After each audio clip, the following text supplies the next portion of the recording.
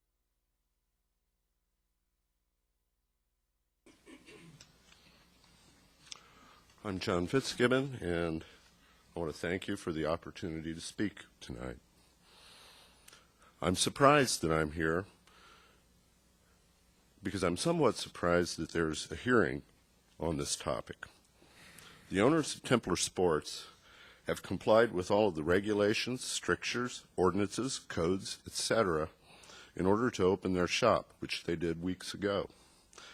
On the other hand, there are those who don't approve of what Templar Sports sells and wants them closed, without legal basis and without any true legal standing in the matter. So we have those who have fully complied with the law and those who have no legal basis or standing. Who is out of bounds? And yet, here we are. And if there is any consideration of changing the rules to the disadvantage of Templar Sports, and possibly to their demise, I think that there should be thought given to the fact that when the law is used to target single individuals, then those individuals do not have equal protection under the law. And when that happens, the rule of law is transformed into the rule of caprice. I hope for a good outcome tonight, and I thank you for your attention to this matter. Thank you. Donna Madier, followed by Benjamin Cogan. Hello, my name is Donna Madier, and I am here as a parent. I have two precious little girls that attend Van Meter. I was one of the 200 parents that attended the school safety meeting not long ago, and I gotta say, I was so touched by seeing the way this community came together. I'm fairly new here, and I love this town, and I love what I saw. I saw the school administrators putting their heart into it, coming up with wonderful ideas. The police were there with their support, telling us the things that they were going to do to keep our children safe. And as parents, of course, there's nothing more important. And I wanted to leave there that night and come home and say, we're doing everything, absolutely everything. Everyone in this community is doing all they can to keep us safe. But I felt a bit disheartened. I saw the commitment, but I didn't feel that it was enough. And that was really what it came down to.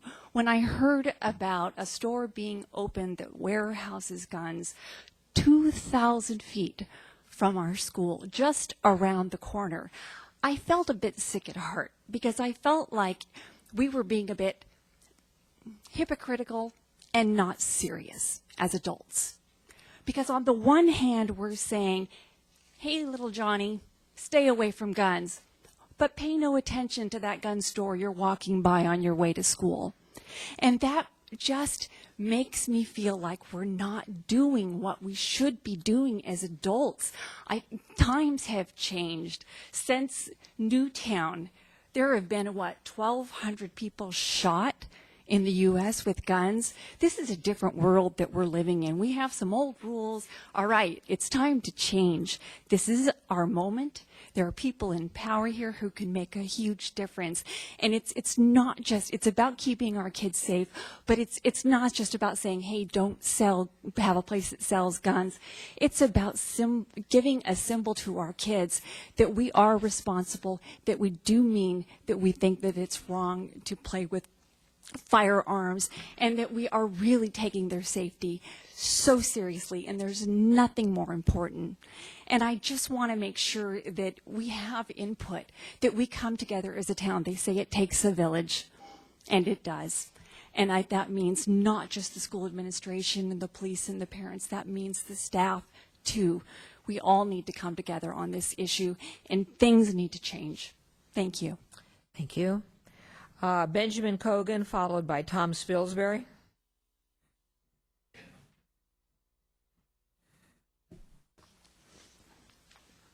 Good. Thank you, council members, for being here and taking the time to talk to all of us. And one of the beautiful things here is community.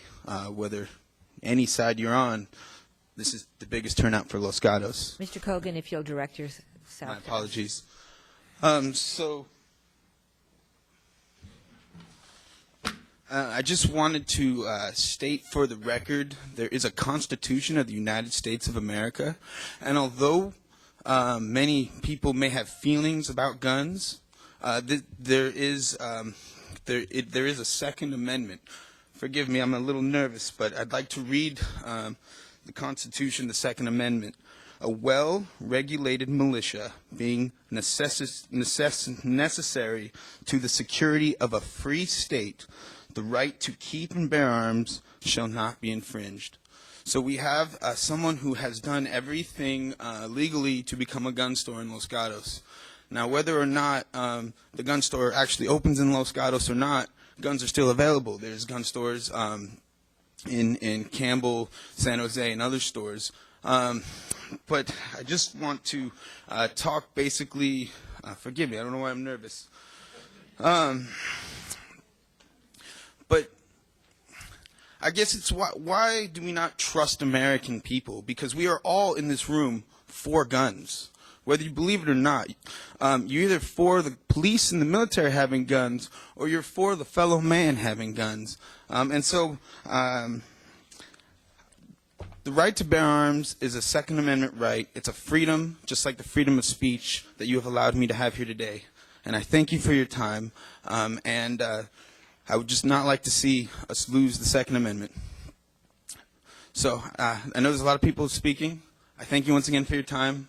And I do support the gun store, and I don't support any bans like Feinstein's bill or anything like that against gun control or against gun rights. So I'm pro Second Amendment. Thank you for your time. Good night. God bless. Thank you. Mr. Spilsbury, followed by Lori Sutterfield. Good evening, Mr. Mayor, Council. Tom Spilsbury. I'm a long resident of Los Gatos since 1962. I can remember when I was young, which is hard for me to remember, but when the guns were sold at several places in town. Coast to Coast had a hardware store that sold .22s, pellet guns. Los Gatos Hardware sold antique shotguns. There's been several stores throughout the history of Los Gatos that have sold guns. I personally don't own any guns. I grew up in a family that my father had guns, and we were taught not how to deal with guns and how to stay away from them and how to use them at a young age. There's a responsibility that we all have as parents for our children. I have two beautiful children that I love, and I want to be safe as well. But I also want to be safe in a world that they have a chance to make choices and be responsible for their choices. And I think allowing Templar to be here as a right, as a free business to establish themselves and sell their product in the community is an American right. And I support the Templar store, and I hope that you all agree with me, which that's never going to happen. But I do appreciate you giving me the time to speak. Thank you. Thank you. All right, Lori Sutterfield, followed by Peter Levy.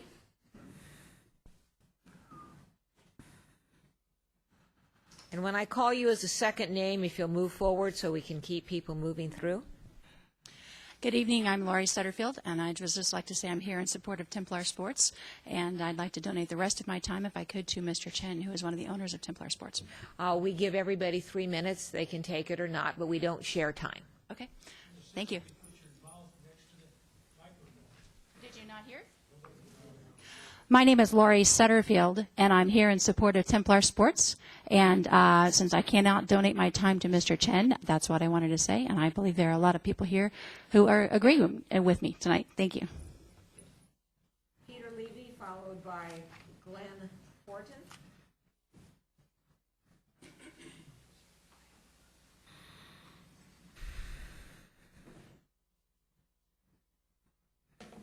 Good evening, and thank you for allowing me to speak here tonight. My name is Peter Levy. Been a resident of Los Gatos or Monte Sereno for over 20 years. My son's an Eagle Scout in Troop 539, and I'm active in the troop as well. And shot with the boys at the Los Altos Rod and Gun Club many times. Scott Harold in the San Jose Mercury News on January 27th wrote a column on this issue. And I wrote a response that was published. I'd like to just briefly read this to you, and then some other comments. Scott Harold can't join the protest over the new gun store in Los Gatos because he believes that Los Gatos children would not be safer without the gun store. He makes several supporting points as to why, including that a gun is not an impulse buy, a bad guy can buy a gun elsewhere, and more. In fact, other people have said that today. He misses the big picture. I doubt many people would argue that preventing one gun store from operating in one town will make people safer. However, by taking a stand against gun stores and gun proliferation, starting locally, perhaps there will be fewer guns at some point, and fewer guns would make Los Gatos citizens and others safer. So it's not this store, this town, these children. It's all stores, all towns, all children. Of course there is a place for guns in society, as the last speaker said. No one is arguing that. But the point is to make it harder, not easier, to obtain them. And where better to start than in our town? I know we could argue ad infinitum about what I consider the small picture issues surrounding this store. The location, is it too near a park, is it too near a school, this or that. There are prior firearms stores in Los Gatos, in homes, et cetera. But all of that misses the big picture. There are too many guns in California and in the Bay Area. Of course, mental illness must be addressed. Of course, existing gun laws need to better enforcement. But there's an undeniable reality. There are too many guns. Do we as a community choose to make this problem worse by allowing more guns to flow freely? Or do we address this problem head on in the only way we can here in our community? The odds of the next mass shooter buying his gun at Templar Sports is pretty darn low. But he has to get that gun somewhere. And the harder it is for him to get it, the less the likelihood that he will become a mass shooter. Finally, I just want to say, I know that Mr. Larson started this by basically saying there's nothing we can do about Templar Sports. Is that true? Have you really thought about everything? Could you not change the zoning? Are there not taxes or fees that can be imposed? Is there not a way to restrict the hours for gun sales to a short enough window that it doesn't make it profitable to do so? Could you not require firearm sales to have hours of instruction time? Thank you very much for hearing me out. Thank you. Glenn Fortin, followed by Robert Oneto.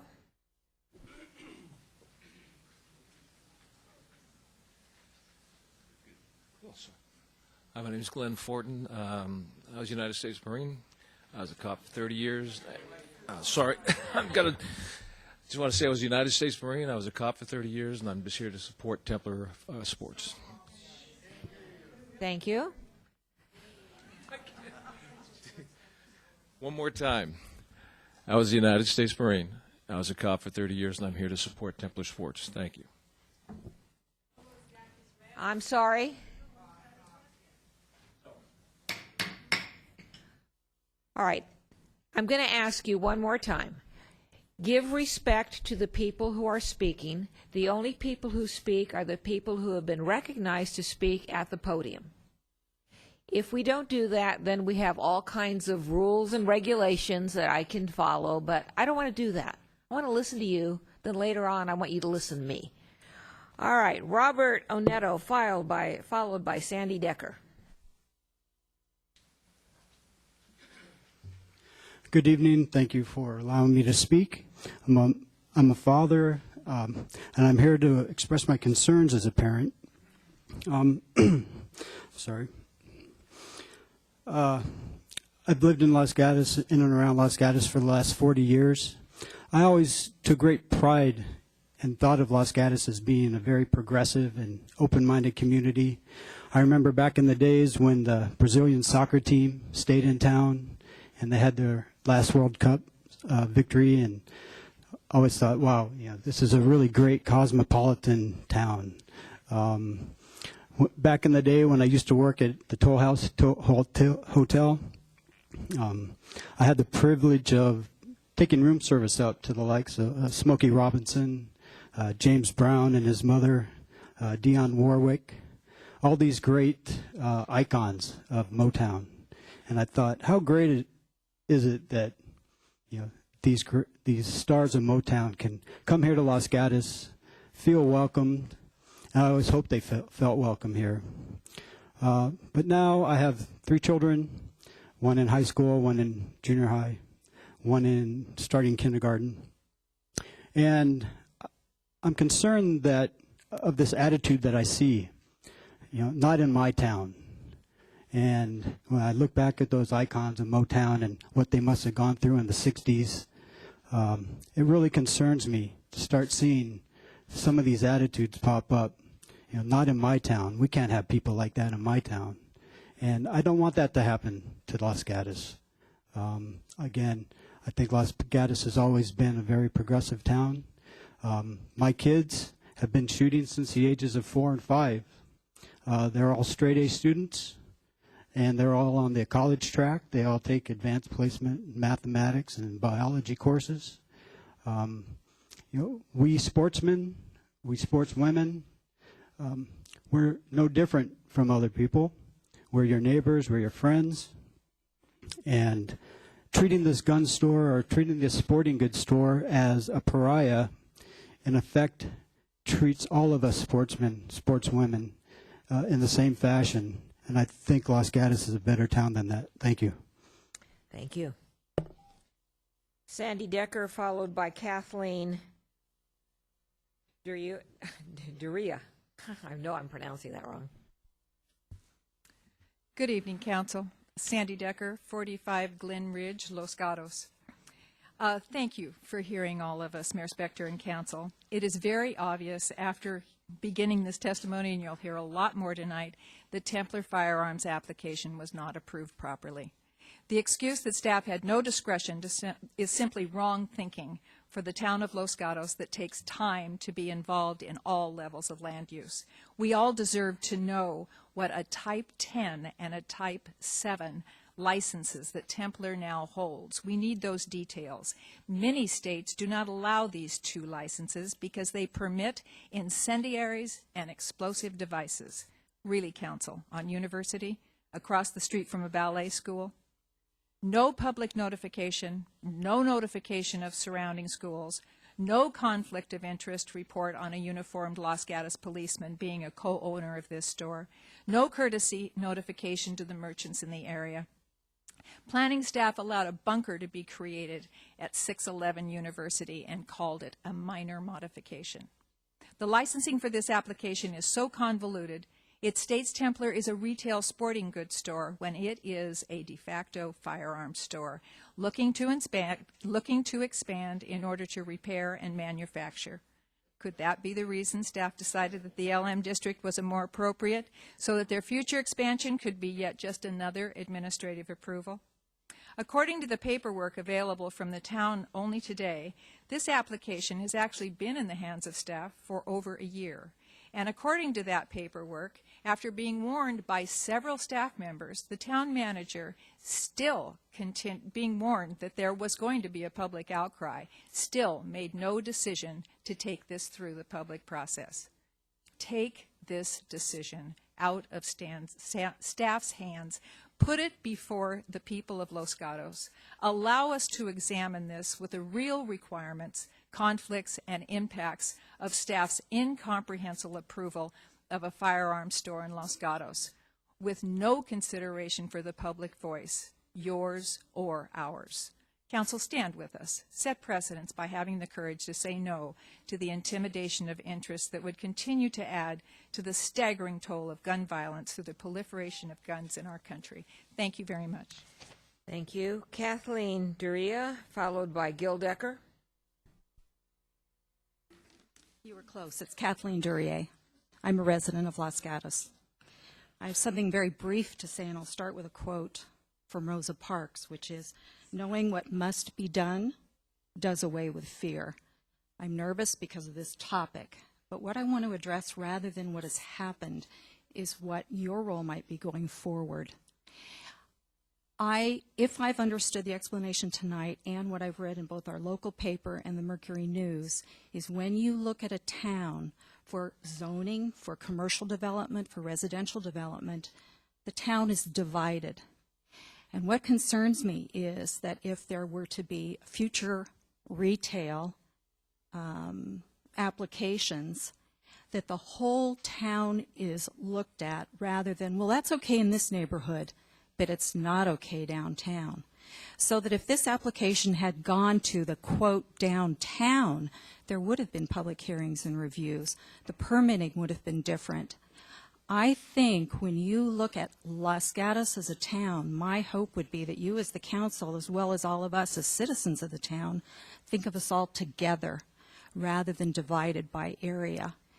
If a particular retail establishment isn't suitable for one part of town, why is it suitable for another part of town? I'm urging you to consider going forward to think of the entire town and not location, location, location.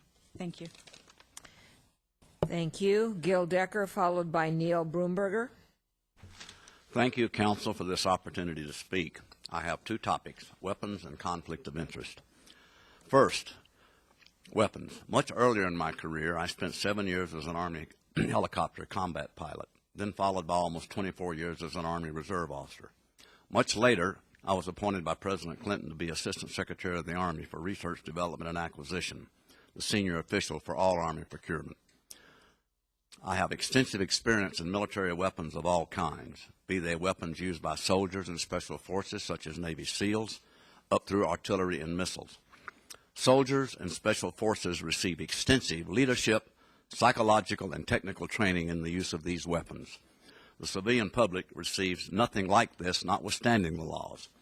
Here is a direct quote from New York Mayor Michael Bloomberg in a foreword he wrote for a research report on reducing gun violence in America, and I quote, "They," referring to these assault weapons, "belong on the battlefields in the hands of our brave, professionally trained soldiers, not on the streets of our cities, our suburbs, or rural areas. As retired military leaders such as Colin Powell and Stanley McChrystal have said," end of quote. The Constitution requires militia. That's National Guard, that's military, that's police. I don't think they envisioned assault weapons. I don't think they meant individual people. So that's open to interpretation, and I'm not a lawyer. Los Gatos by itself cannot change the federal or state laws, but we surely ought to be able to prevent gun sales, repair, and manufacturing, particularly of high-rate assault weapons. And I don't see any indication that that's prohibited. Now, conflict of interest.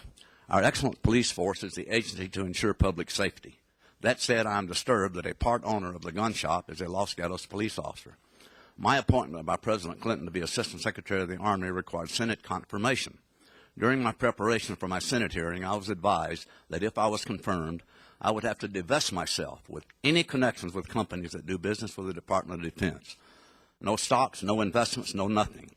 I did this because I believed it was a good rule, and that even the appearance of conflict was to be avoided. I am in no way impugning the integrity of Chief Seaman of the police force, but I do believe there should not even be the appearance of a conflict of interest. I encourage you, Council, to remand this approval to the same process as other businesses, namely staff analysis followed by Planning Commission review followed by City Councils, open to the public, and that explicit restraints be specified at least on assault weapons. Thank you. Neil Broomberger, followed by Ted Simpson. Thank you. Los Gatos has no need for a store which sells deadly weapons and ammunition, much less one in such close proximity to our schools, parks, and residential neighborhoods. And let's be clear, this is not a Second Amendment issue. This is a business, and there's nothing in the Constitution that protects that under reasonable zoning and other restrictions. However, many others here tonight have and will express their views on both sides of the gun debate. The point I want to make tonight deals with the manner in which the Templar Gun Shop was approved. And let's not kid ourselves, it's a gun shop.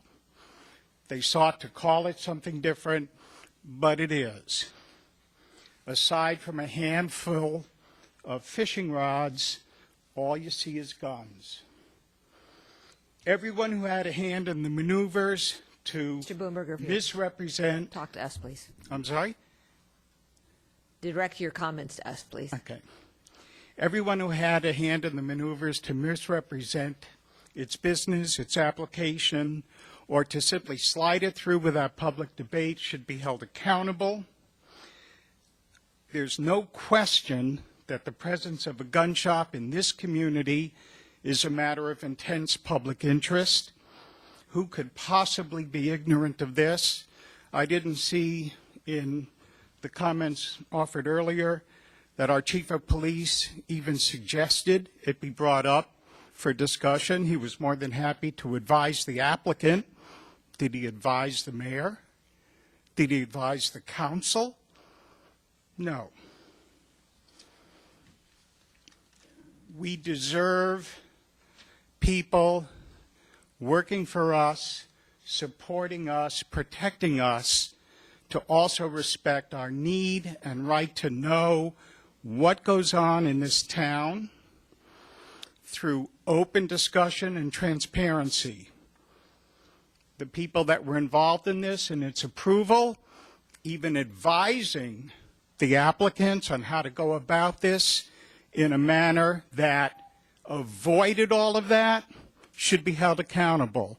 I call on this council to use every means at its disposal to dismiss the department or committee members who approved this without public discussion. And I urge this council to dismiss anyone in the employ of this town who has an interest in this gun shop or who had a role in its approval without discussion. Thank you. Ted Simpson, followed by Robert Shackelford.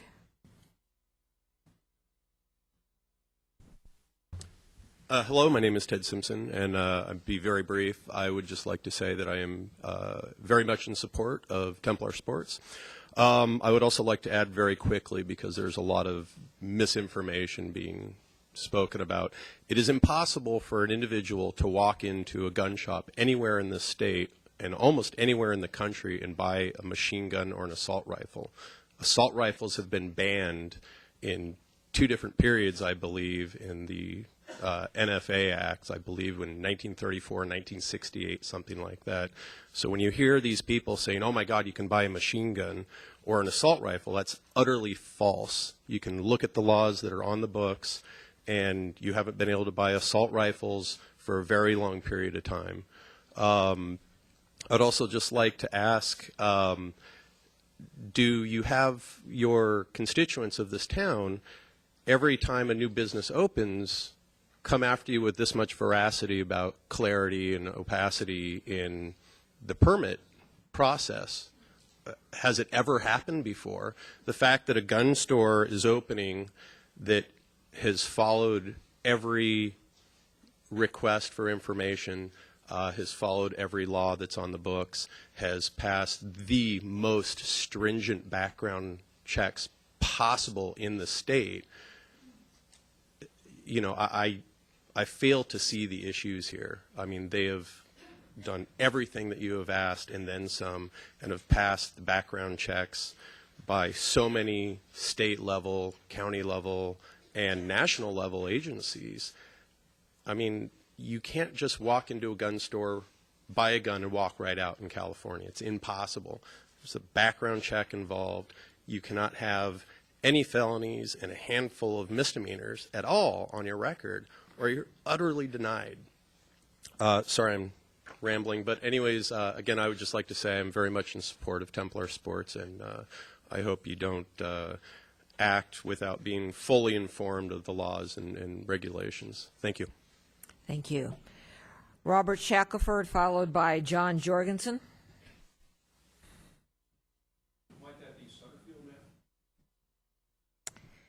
This definitely looks like Robert Shackelford.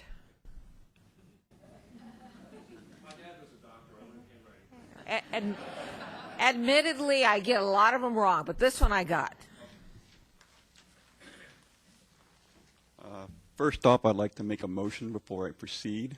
I am a non-resident from the city of San Jose, therefore I consider myself here as a guest. So if any resident of Los Gatos or any council member feel that it's inappropriate for me here to speak here tonight, please say so, and I will respectfully defer to the decision of the mayor.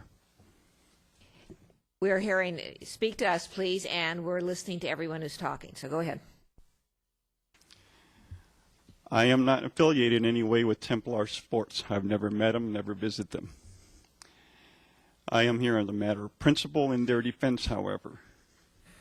Leadership is a serious matter, and in my operating definition, leadership is taking on responsibility with the understanding that you're always one step away from getting someone hurt. Second defense is a serious matter, and when exercised, it's serious business.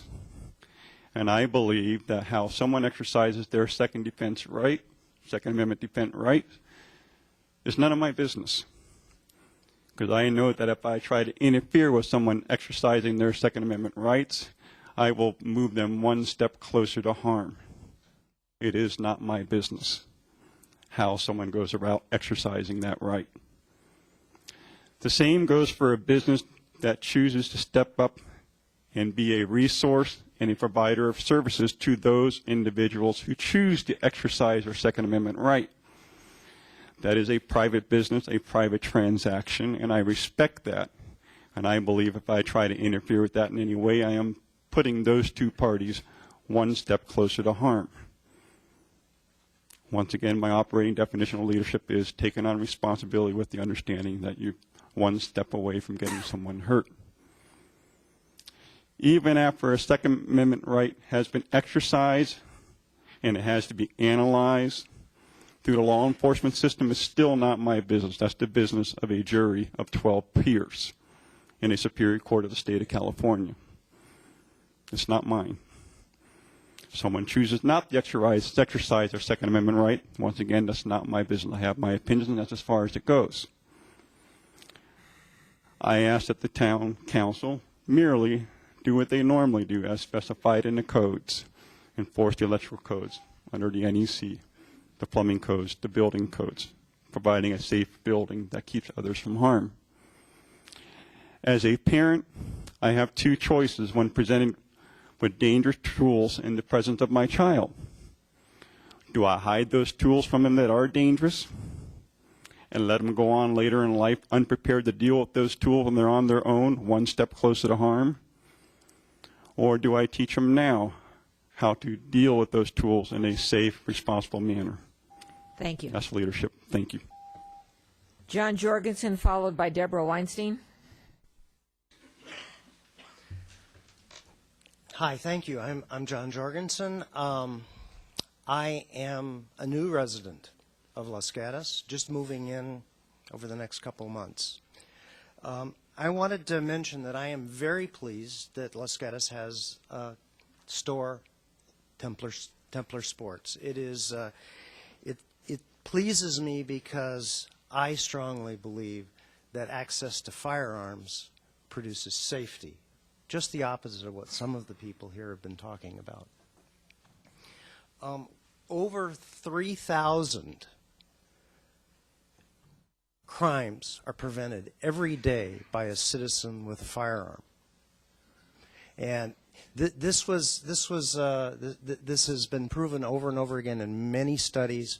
Citizens with firearms prevent crimes, and if you look at the state of California and the per capita gun ownership versus other states in the union, our violent crime is far higher than the violent crime in states in which access to firearms is easier and there's a higher degree of ownership. The gentleman named Dr. John Lott, who's an esteemed economist from the University of Maryland, has studied this extensively, and he has shown strong correlation between the correlation of having more guns and that resulting in less crime. Our citizens need to be armed to prevent the bad guys from hurting us. Lastly, I wanted to talk about the right. Why do we have this right? It's a fundamental right. It's a human right. It's based upon the right of our citizens, of all human beings, to be able to defend themselves against anything that could harm them. It's a fundamental right. Second Amendment secures that right, and it's something that we need to all protect. Thank you very much. Thank you. John Jorgensen. Oh, I'm sorry, that was Deborah Weinstein, followed by Sandra Ventura. Good evening, Mayor and Town Council. Currently, Templar Sports has a Type 7 federal firearms license. This allows them to be a dealer and manufacturer of firearms other than destructive devices, a pawnbroker, a collector, and a manufacturer of ammunition and firearms. According to the ATF, as of January 10th, 2013, in the United States there are currently 132,115 active federal firearm licenses. Of that total, only 7,828, or less than 6%, are Type 7 that Templar Sports possesses. That is pretty exclusive for a store that is advertising itself as a retail sporting goods store. I draw your attention to the last page of your staff report from last Friday. After only 2 weeks in operation, the owner of Templar Sports was interviewed by a gun enthusiast website in which he states he has, and I quote, big plans for the shop. Templar Sports is, and I quote, working on getting proper permits in order to store and sell gunpowder, and working on securing an assault weapons permit for his law enforcement officer customers. But that also means that out-of-state customers can ship weapons to Los Gatos to have them modified. Gunpowder and other explosives will be stored 15 feet away from automotive uses and the hundreds of people every day at the Department of Vehicles building in downtown Los Gatos? Is this what the town of Los Gatos staff had in mind when they issued a business license for a retail sporting goods store? Council, I urge you to adopt new land use regulations as outlined on page 4 of your staff report, including requiring a conditional use permit for any firearm sale in any zone, restricting firearm sales in residential zones, and establishing a larger proximity to schools, parks, and child service business. In addition, I would urge a moratorium on retail sales of firearms while town citizens determine appropriateness and location for future gun shops. If granted a Type 10 license, Templar Sports will become a dealer and manufacturer of destructive devices. Many states have no Type 10s. So the prediction that we will be receiving out-of-state weapons in Los Gatos to be modified is likely very true. Less than 0.2% of all active licenses are Type 10. Why do we need this in Los Gatos? The only way to prevent the processing of these permits would be to immediately adopt regulation regarding the sales of firearms. I urge you to adopt a moratorium on retail firearm sales to determine if these are appropriate for our community. Thank you. Sandra Ventura, followed by, looks like Martha Stern.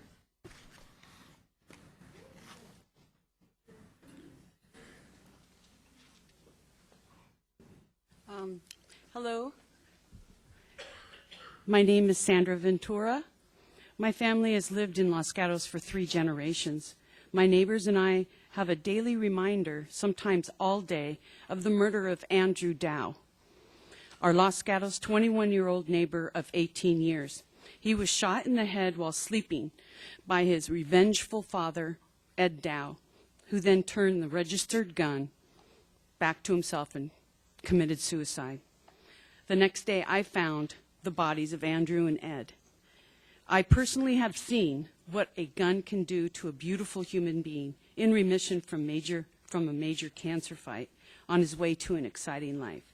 He was killed by a gun that fell through the cracks, ordered by a court via a restraining order to get a gun away from Ed. No one followed through to make sure that this disturbed man's gun was out of the house. The system failed Andrew. Maybe if he was attacked in any other way, he may have had a chance to fight back. It affected all of my neighbors, and it shook up the whole Los Gatos community, only to find a year later, after Andrew's death, the town allows a gun shop without a voice from our community. Why was I not able to have a voice in this huge decision? As a long-term taxpayer of this community, Why weren't my devastated neighbors allowed to have a voice in this decision? What message are we sending our children in our community?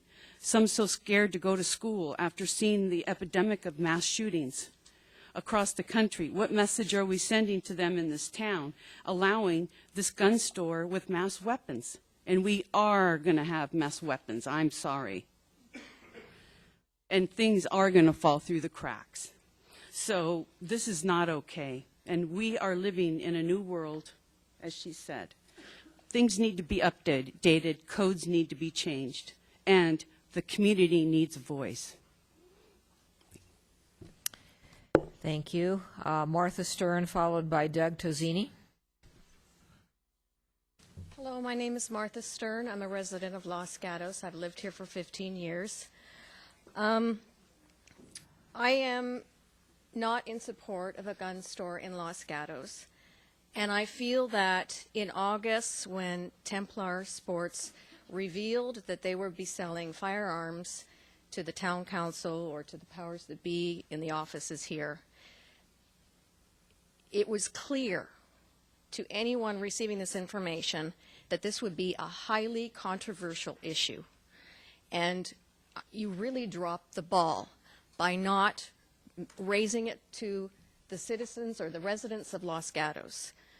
You know, if it was raised and we had a public debate about it beforehand and the residents believe that, you know, the majority wants the gun shop, then fine. But, you know, now we're, you know, in a mess. The store's open. It's very hard to change things. Maybe this was done on purpose.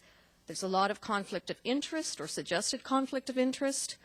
I would really like to see an examination of the process. I would like to see a moratorium on sales of firearms in this town. I know that there are a lot of people in this room and in the surrounding rooms who are in support of the gun shop who are not residents of Los Gatos. I feel that this is a Los Gatos issue. If you're from Cupertino or San Jose and you want a gun shop, then have one in your own town, but not in Los Gatos. Thank you. Thank you. Doug Tozzini, followed by Leslie Tozzini. Hi, I'm Leslie Tozzini. I'm talking for my husband and myself. And I'm here to support the Templar Sports. And I just wanted to make a comment because I've heard so much here from young parents and people from schools that they're so afraid, that there's this fear. And I don't understand that fear so much because I was always raised that if I was afraid of something, I needed to educate myself and find out about it. And I think that would be very helpful for people that are afraid of firearms to learn what they're all about, to learn that there are many, many, many children in our country that have firearms as a sport, and it is a very character-building way of learning to have a sport that you can compete in. I would ask people that are afraid if they would just educate themselves, please. Thank you. Thank you. Before you go, are you speaking for Doug Tozzini also? All right. Then we'll have Ann Malcolm, followed by Alan Malcolm. Hi, I'm Ann Malcolm, and I'm here in support of Templar Sports. I've heard a lot of mothers here saying in somehow that as a gun supporter, that me, as a gun supporter, in some way I don't care about the safety of my children. That in some way they, who don't want guns, are in some way superior morally to me. And I would like to say that I love my children just as much as everybody else. However, I just believe that we have the right to own guns. And if you don't want to have a gun, nobody's going to force you to have one. Why are you forcing me not to have one?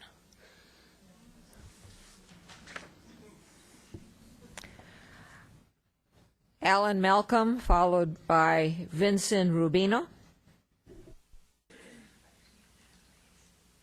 Do we have Alan Malcolm? All right. Then Vincent Rubino, followed by Avi Zakai.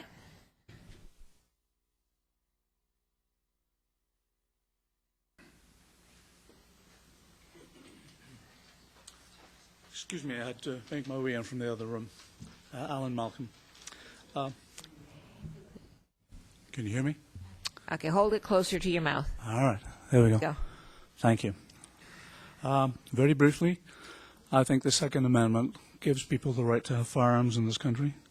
I think it's a tragedy that some people are hurt by this. The Newton is an example of that. I think that far less attention than should be is paid to the many instances where people's lives and property are saved by the judicious and legal use of firearms in the country. In short, I support the Templar Sports Store opening and selling guns. Thank you. Thank you. And are you Vincent Rubino? Yes, I am. All right. I'm sorry, sir. And your name is? Alan Malcolm. Alan Malcolm. All right. Then Vincent Rubino, followed by Aviz Zakai.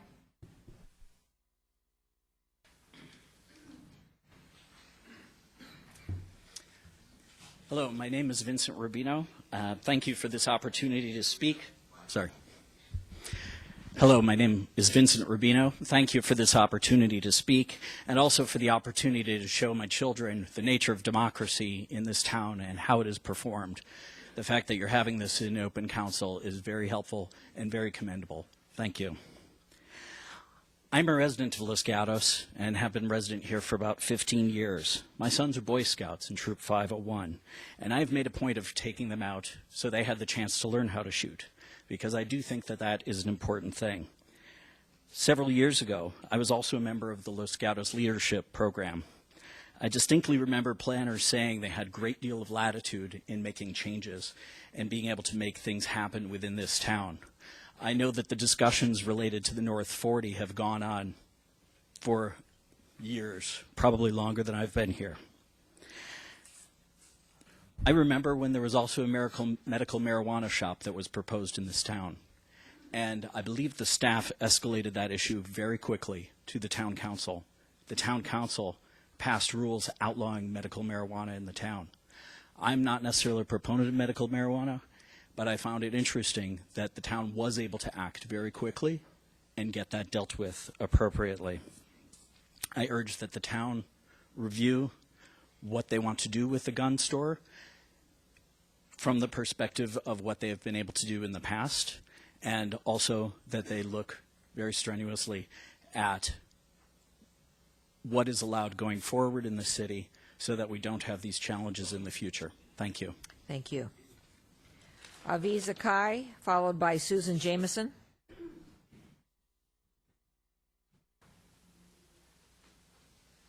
With concern to my own and public safety, I would like to express my support to...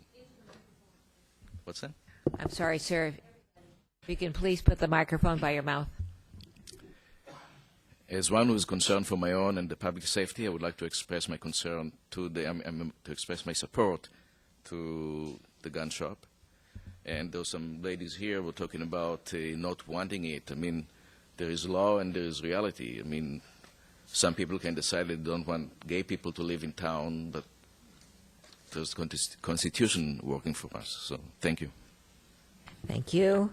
Susan Jameson, followed by Jim Zanardi.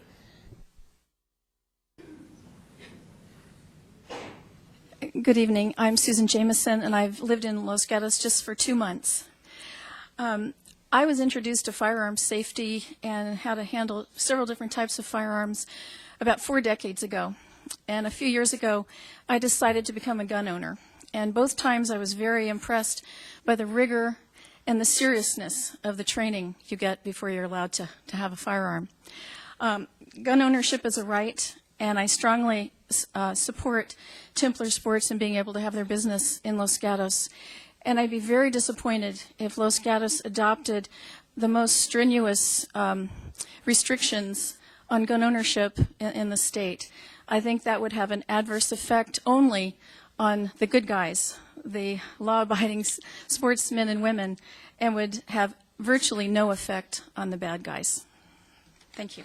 Thank you. Jim Zanardi, followed by John Tomasetti. Good evening. My name is Jim Zanardi.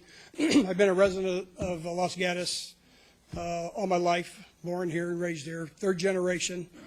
My businesses have been here. I own retail property in this town, and I've been through this process many a times, and there's been times when I've had tenants who didn't have to come in front of the council to open a retail store. There's been other times when tenants had to come here because the code said they had to because it was a restaurant or whatever.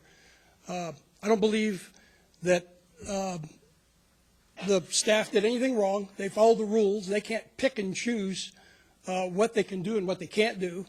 Obviously, they have guidelines, and Mr. Larson oversees that. And I just can't believe that this town has become, the people have become such elitists that not in my backyard, but you can drive 2 miles to Camden Avenue and buy any kind of gun you want. I remember when I was a kid, across the street where the bicycle shop was Wildcat Sports Shop. 100 feet from the high school, you could walk in and buy a gun, a baseball bat, a fishing pole, or a mitt. I would hope that the council would support this project, leave it as it is, and not put any handcuffs on this retail store, because you want a successful business, not a failing business.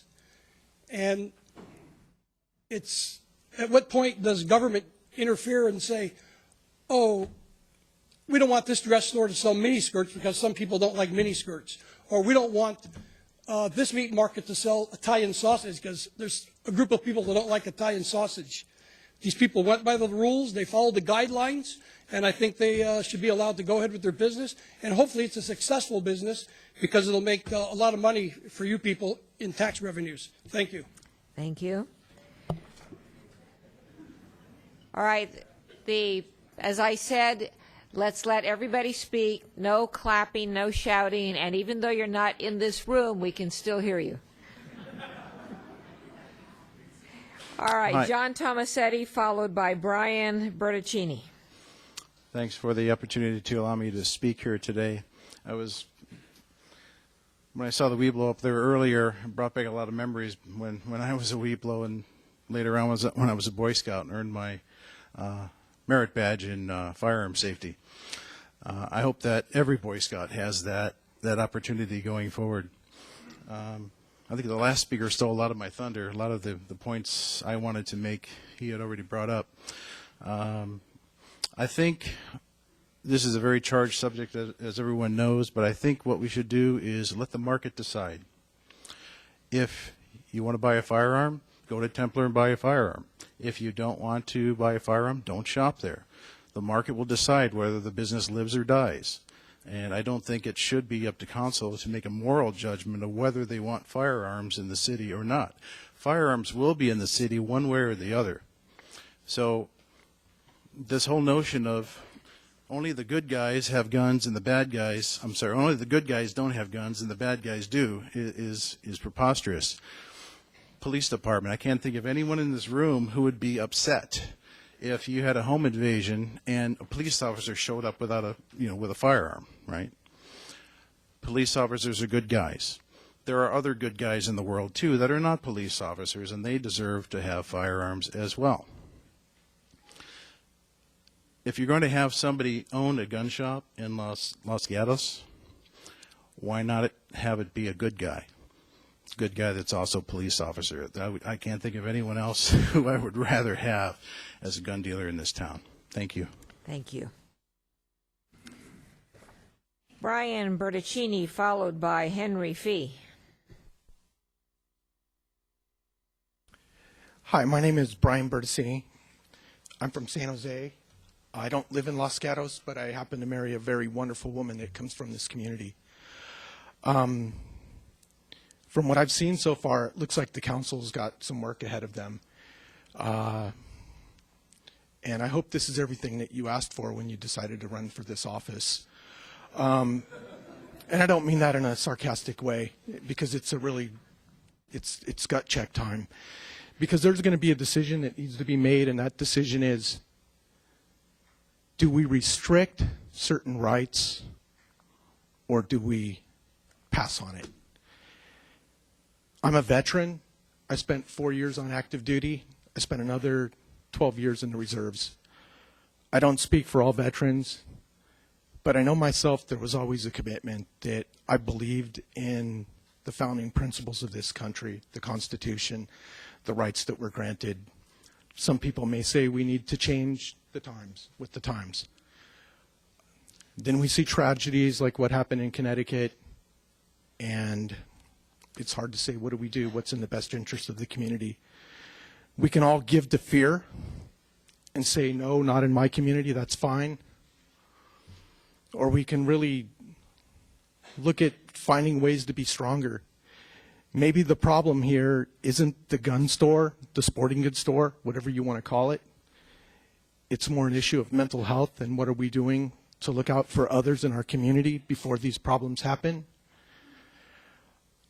But all I want to do is say to the council, I wouldn't want to be in your shoes for this. I know you owe the community here a decision, and I would hope that you look at this decision as not just a decision that will go in favor or against Templar Sports, because whatever decision you make and what applies to Templar Sports, it doesn't apply to them.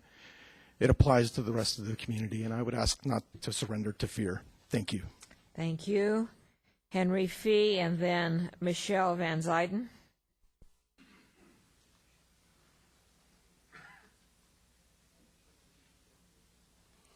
Hello, I'm a registered Republican. My dad was a cop for 30 years. I was in the Green Berets. I have a gun collection. I went Kodiak bear hunting a while back. And I think this deal smells. And I think when the town manager talks as if he's receiving a retainer. If you can just talk to us, please. I think you can hear me. When the town manager speaks as if he's on a retainer from the Templar gun store, there's something wrong with the whole system. And when we're told that he was not required to ask for a public hearing, I think that ignores the fact that the option for a public hearing was always there. Now, we heard a lot about the Constitution and freedom. Obviously, we're constantly balancing, as a country, the individual rights against the needs of society. And that pendulum swings back and forth, and we need to continually reassessing. Everyone can have a car. Not everyone can have a jet car. Everyone can have a gun. No one can have a bazooka. We need to constantly reassess. And when we end up with more firearms per capita than any modern industrialized country, when we end up with more firearm homicides than any other country, and when there's a direct correlation between the availability of arms internationally and the firearm mortality, then we need to see if we can do a little better. And I think that what we're looking at here is an expedited, low-profile, unseemly process that smacks of cronyism. And for redress, I would ask that a moratorium be put on this license until a public hearing can be conducted and a private independent investigation can be conducted. If this can't be done, then I would like to see the city manager terminated, the mayor recalled, and I would like to see us become a gun-free city. Thank you. Thank you.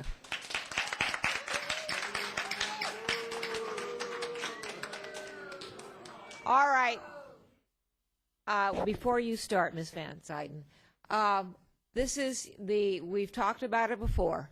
The next thing that will happen is that if we have this outbreak one more time, we will take a recess.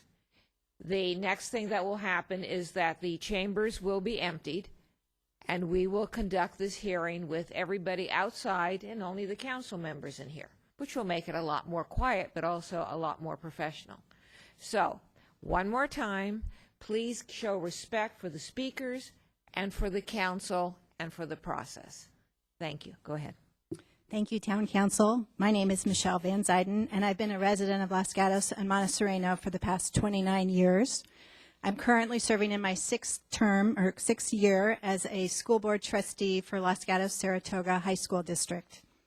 A few weeks ago, on January 16th, we held a meeting entitled School and Law Enforcement Partnership on School Safety with our police department and the Los Gatos Elementary and High School districts. There was good attendance and much discussion on how the schools, the town, and the police are all working together to coordinate and plan for school safety. As a parent or community member, you may have been reassured that there was always good communication with these local agencies when it came to our children's safety. However, where was the coordination and communication regarding the opening of a gun store in our town? A gun store located on the main street of Los Gatos, along the path that many of our students go to school every day. Why didn't the police and the town notify the schools regarding this new retail establishment that restricts residents under 18 like our students? Obviously, if our students are restricted from entering this new retail store without a parent, it must be seen as harmful to those 18 and under in our community, and yet our schools were never notified. Wouldn't we want to work with our school resource officer, who is a Los Gatos police officer, to develop a new plan now that guns are more accessible in our community? The gun store was approved right after Labor Day, right after the school year started. Shouldn't we have started discussions then? In fact, the fact that the current and retired Los Gatos police officers own the gun store, is that somehow hindering the communication between our schools and the police on this safety issue? Let's have a true partnership in our town to discuss all factors that threaten our students' safety, including the opening of a new gun store. The voice of our schools and our students needs to be heard on the impact of a gun store in Los Gatos. Please review the current codes for the sake of our children's safety. Thank you. Thank you. Joe Greiner, followed by Rob Houston or Hudson.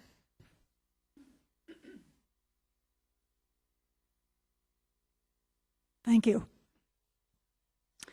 We now know that this approval of Templar Sports provided no review, no oversight, no hearing. This failure to anticipate the very serious concerns of many citizens of Los Gatos is certainly a betrayal of public trust. In the 33 years I have lived here, other controversial proposals were discussed and often denied by the Planning Commission and Town Council. Yet this gun store, we are told, is legal, yet received absolutely no discussion whatsoever. Now, after the fact, there has arisen such a protest against the opening of this shop. It is clear that had you followed the customary process that holds for other businesses, this discussion would have occurred before the store opened, not after. But it is not too late.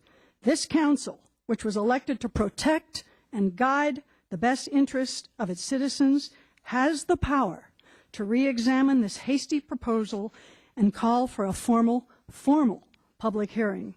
It also has the power to enact ordinances restricting the products Templar Sports is permitted to stock and sell, and the power to close the loopholes in town policy which allowed this to take place. We ask you, the Town Council of Los Gatos, to show your genuine concern for the outrage, frustration, and yes, even fear of many people who live in this very special town and want you to do the right thing. Thank you. Thank you. Rob Houston and then Gloria Rollins.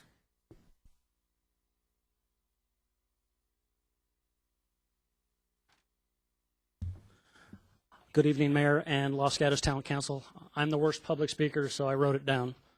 My name is Rob Houston, and I'm a long-term Los Gatos resident, actually 37 years. I do not own a firearm, but may purchase one in the future if I choose to.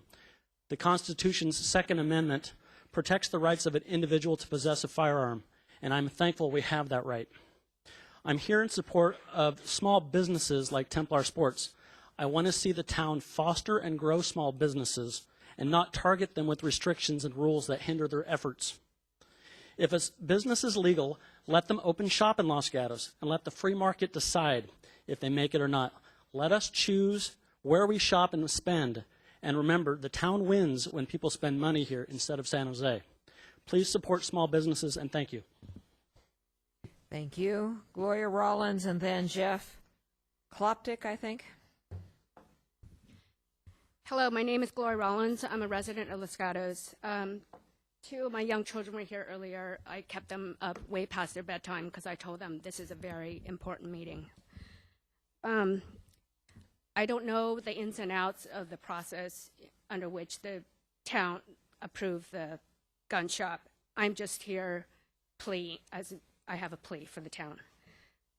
In light of recent events at Newtown, Connecticut, I was saddened and appalled to read in the paper that Templar Sports, a gun selling shop, has opened at our doorsteps.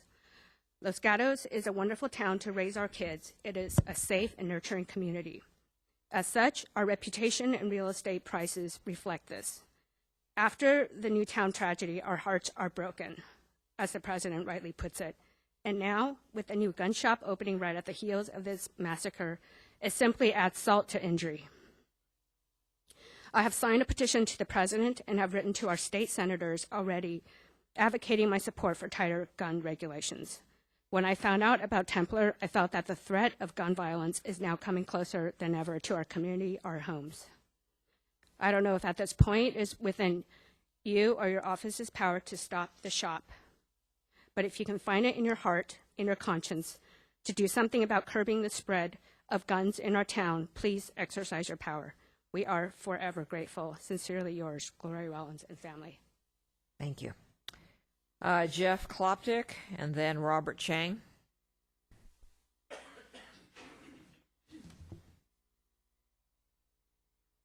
My name's Jeff Klopotic. I'm a resident of Saratoga, and prior to living in Saratoga, I lived in this wonderful town. And just to contribute to the history of firearms in Los Gatos, there used to be a shooting range about a half mile up the hill that a lot of hikers now can go up and enjoy. I enjoyed it so much that I proposed to my wife up there. And prior to living in Los Gatos, I did travel extensively, and I lived in various areas of the country, some of which were what I would consider pro-gun, those that were, favorable to guns and or gun ownership. And I lived in areas that were not that were anti-gun, those that were hostile to firearms and firearms ownership. My observation as a result of my travels was that the issue at hand is that anti-gun areas seem to be the ones that have the spectacular and horrendous shootings that make the news. More popular, everyone knows about the shootings in Chicago and their strong anti-gun culture, Washington, D.C. But then when you take a look at the smaller locations, such as what we could relate to in Los Gatos, those like Sandy Hook, Aurora, Colorado, or for Columbine, and then another one would be like Cary, North Carolina. These are all nice little suburbs of major metropolitan areas. I don't want to see Los Gatos become known as an anti-gun jurisdiction, especially so close to my hometown now in Saratoga. And as a result, I would like to encourage the Los Gatos Town Council to show that it's favorable to guns and gun ownership and vote to support Templar Arms. Robert Chang and then Lisa Mamel.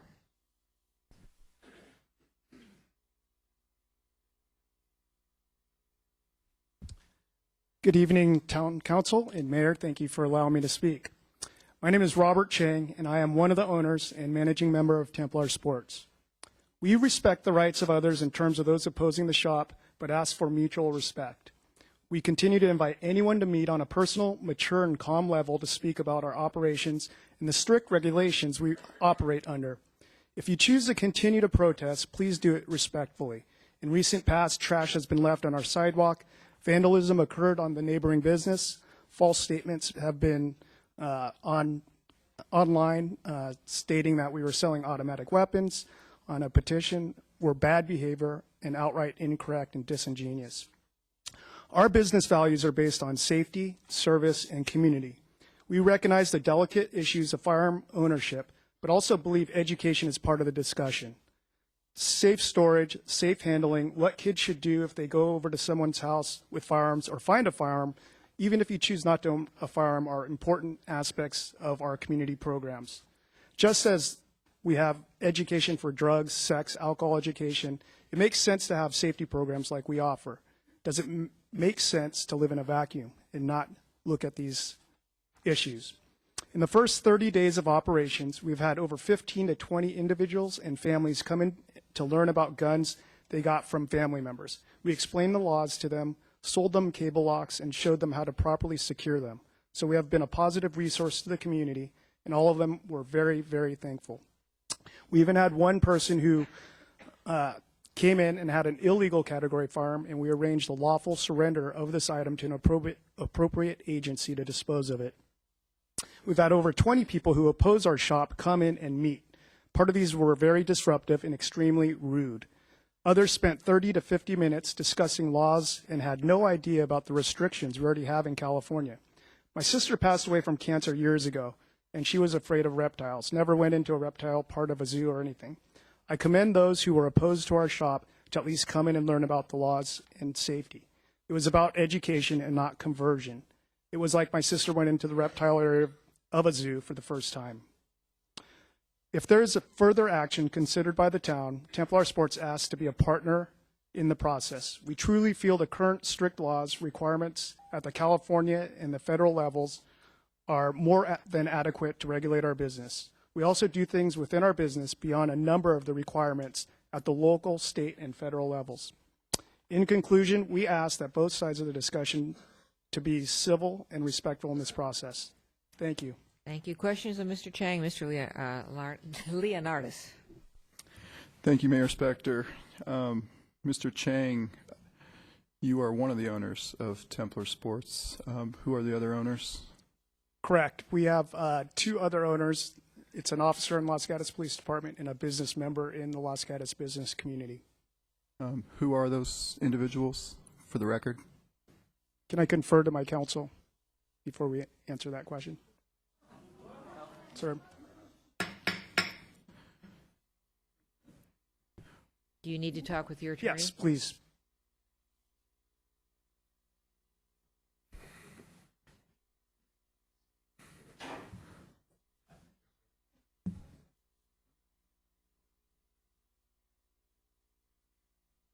Apologize. After conferring with my counsel, because of the concern of the officer's identity and safety and the other business member, I'm the managing member of the company. I'm the active part of it. So I am the person of record on all the licenses, permits that we've applied for. So I'm the person responsible in the public. We're more than happy to meet with you and to disclose the identities of the other owners outside of the public. Aye. Mr. Leonardis? Let me continue. When you worked with the Los Gatos Police Department, did you have background checks on the other owners of your business? Correct. Under federal law, all people who apply onto the license need to be federally checked, and then there's a redundant check performed by the state of California, and then there's another redundant check for other elements. Our California firearms dealer, we get checked. So there's basically almost 5 levels of background checks at the state and federal level. Continue. Yeah, further questions? Go ahead. So let me rephrase the question. Did our police department perform any background checks on the 2 other owners that you choose to? The actual police department does. I'm sorry. The actual police department does not conduct a test. We do live scan fingerprinting, and then that gets submitted to the Department of Justice for the state of California, and then it was also submitted to the Bureau of Alcohol, Tobacco, and Firearms on the federal level. And they're the ones who do the full checks. Go ahead. Your Class 7 federal license, it's issued in the name of Templar Armament, LLC. Correct. So you're an LLC? We're a limited liability company, correct. Are there any other partners in your LLC that are other than the police officer on our staff and another local community member who is a business owner? No, there is not. When was this firearms license issued?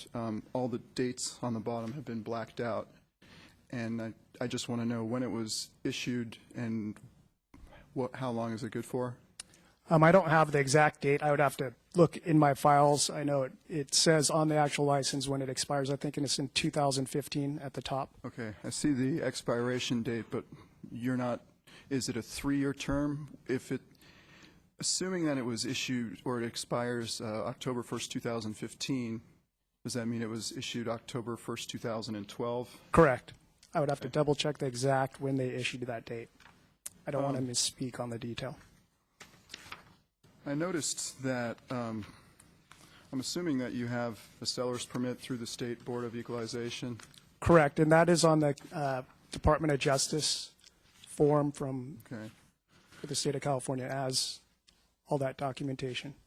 Now, on your state license, it was in the name of yourself as an individual and not Templar Armaments, LLC. Yeah, they want to have a sign. The state and federal have different regulations, so they want to actually have a signing entity. And so, on top of that, including with the federal firearms license, I am the signing person per se. You know, the company owns basically is licensed, and then I am the operating managing member of that company. Do you recall when that one was issued? I do not. I'd have to double check all my records. It was sometime last year, obviously, during our process. Was it around September 15th, 17th, something like that? Again, I would have to check my records. Sorry. May I continue? You may. Thank you. When did the town of Los Gatos issue you a firearms license? Well, that was back as dated in your presentation, those two sets of dates. And it was not. If I may clarify, do you mean a firearms license or a business license? We don't issue firearms licenses. Correct. Mr. Leonardis, go ahead. The floor is yours. Thank you, Mayor Spector. It appears to me that we issued a license that says that he is permitted to sell firearms prior to his license being issued from the state, prior from his license being issued from the Mr. federal Leonardis, government. right now, would you please direct your questions to Mr. Chang? Yes, thank you, Mayor Spector. It appears as though we issued your business license that says you have a right to sell firearms prior to your license being issued from the state of California. And prior, what happened, we were going through the process with the state, and there's two parts of the regulation. There's one that says if the town does not have any regulations, we need to secure a letter. The other option is the town can opt to issue a business license that says it's valid for retail firearms. Los Gatos chose, on the face value of that, to put that on our license and go by that requirement. Mayor Spector, may I continue? You may. I wasn't through asking you my question, but thank you for the answer.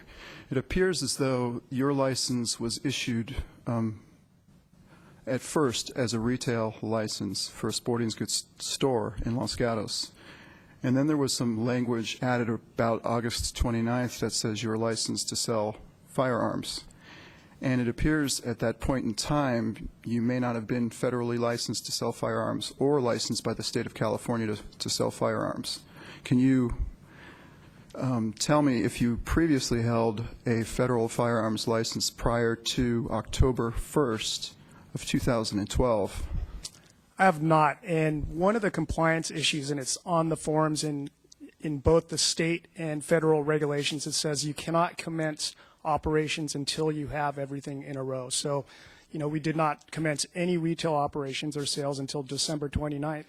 And so we had to wait. There's a process in which they come back, verify it, issue a license. So even though one license may come before another, we still can't operate until obviously the building's signed off, all these other issues. So in terms of what the terminology is, and both on the federal and state level, we didn't commence operations or anything that required the license until we had everything secured. Go ahead. When did you form your LLC? I would have to check there again. I do not want to give the wrong dates in terms of when we formed it. It was in early, I think the first or second quarter in between that area of 2012. Was it June? Was it July? I would have to, there again, I don't want to speculate here and give a wrong date. I'm not trying to be evasive. It's just, if I give you the exact date, I have the documentation, we can provide that. Yeah. Go ahead. Was your LLC in the name of Templar Armaments, or was it Templar Sports, or was it? I'm sorry, it's Templar Armament LLC, and it's traditional, to give you an understanding, a Class 7 manufacturing means that we can do gunsmithing. And so it gives us, able to service police departments, firearms. It just gives us a better latitude in doing that. So it's not like, having a large manufacturing capacity. So in terms of that, I'm sorry, can you restate the question again? Well, I have another question for you.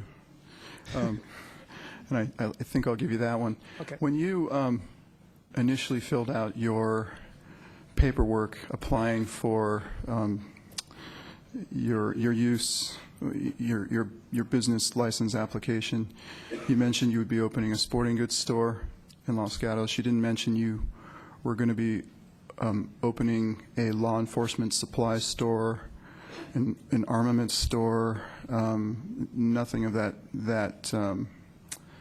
kind. I just wonder why you decided to approach opening your business that way.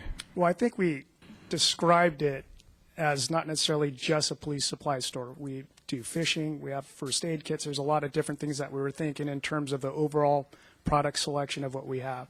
So we looked at the application and didn't see specifics. When we met with the town planning, we met with the police department, we were very candid and open to them, and we're looking to them for guidance. And we felt that when we filled out all those forms, we filled them out in accordance to what you were asking for us.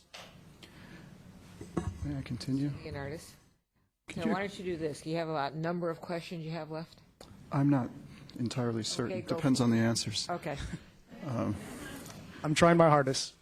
If I may, we have offered, I prepared a letter. I'm sorry, for now, I understand, but are you going to be speaking later? Speaking later, but this is turning into a cross-examination of my client.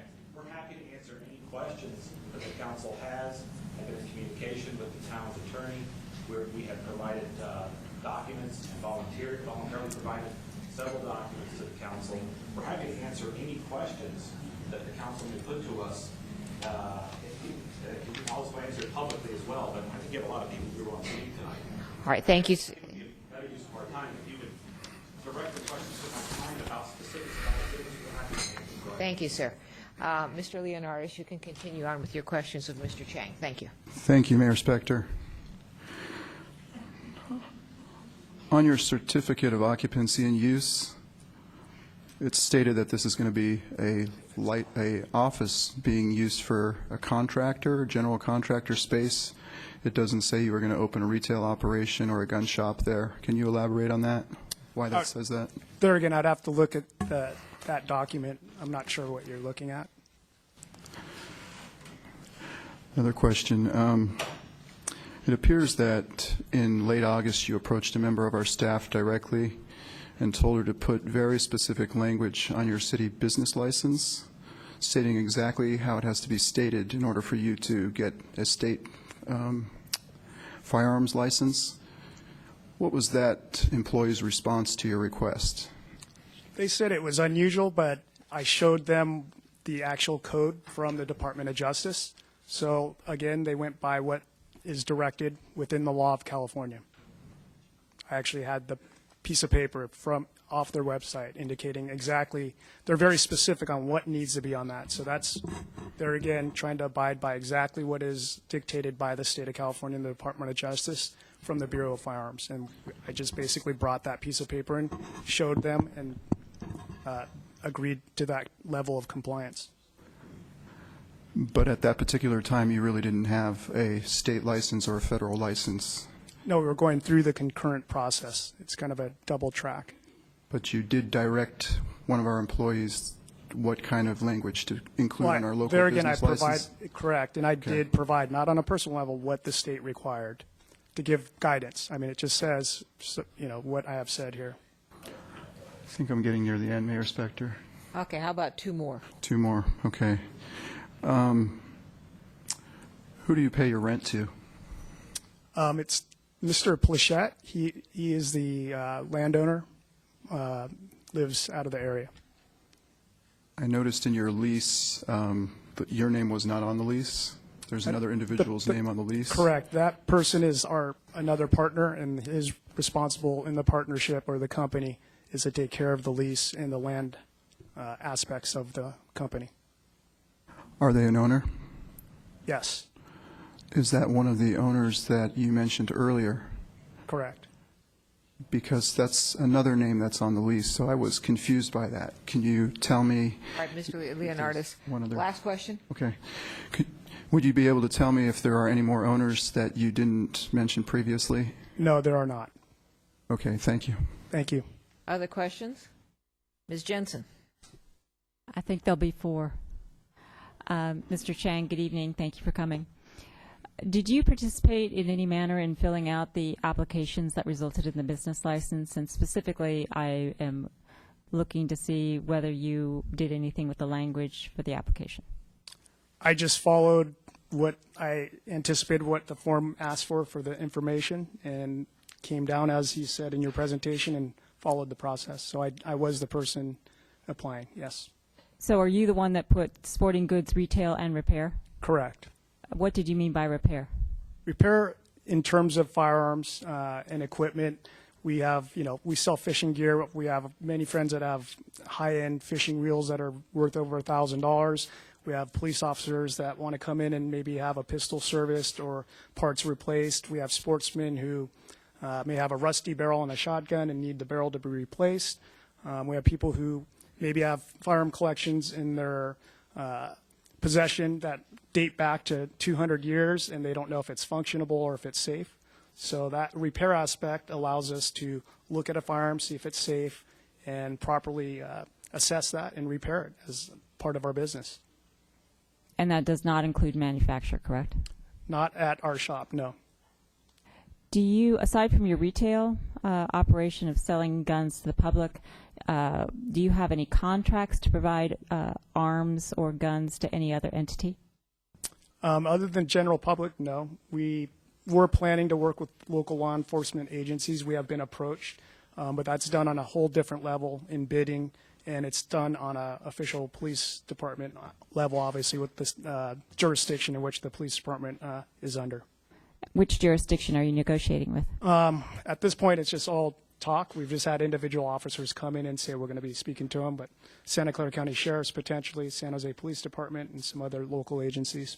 Los Gatos Montesino Police Department? No. Thank you. Other questions? Can I clarify that?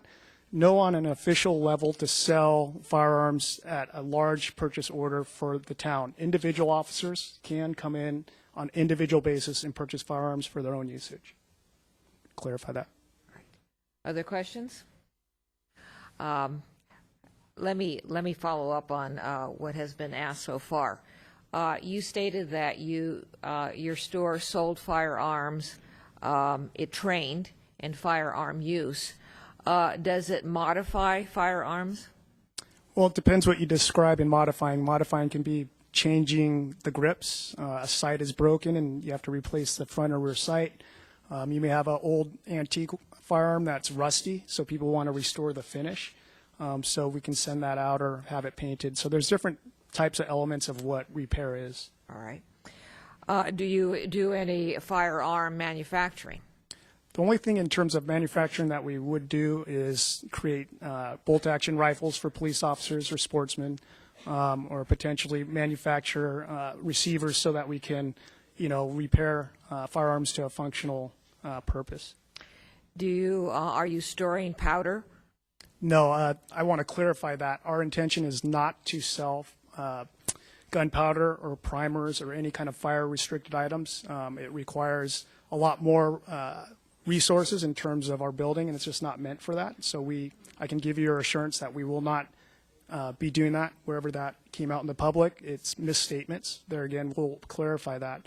We will sell reloading components, which are bullets, shell casing, and the reloading devices, but nothing that is powder or explosive related. It's just too highly restricted, and we've made that judgment as a business not to do that. So if you have the bullet casing, you're not going to provide the powder to go into the bullet casing? Correct. So you're just going to provide the bullet itself, the bullet Correct. shell? It's not a regulated item, doesn't have a fire issue or zoning issue. Correct. And in some of the materials that we received as part of our packet, it talked about your store bringing in and providing bullet buttons. Are you going to do that?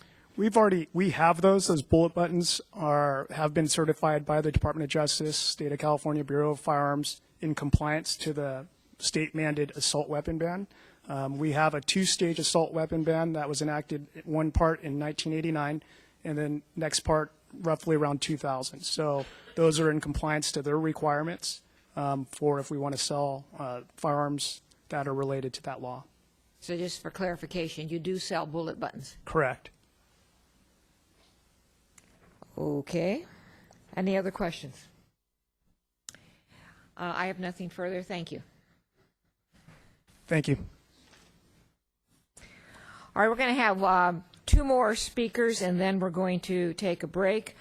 Lisa Mamel, followed by Gail Gordon.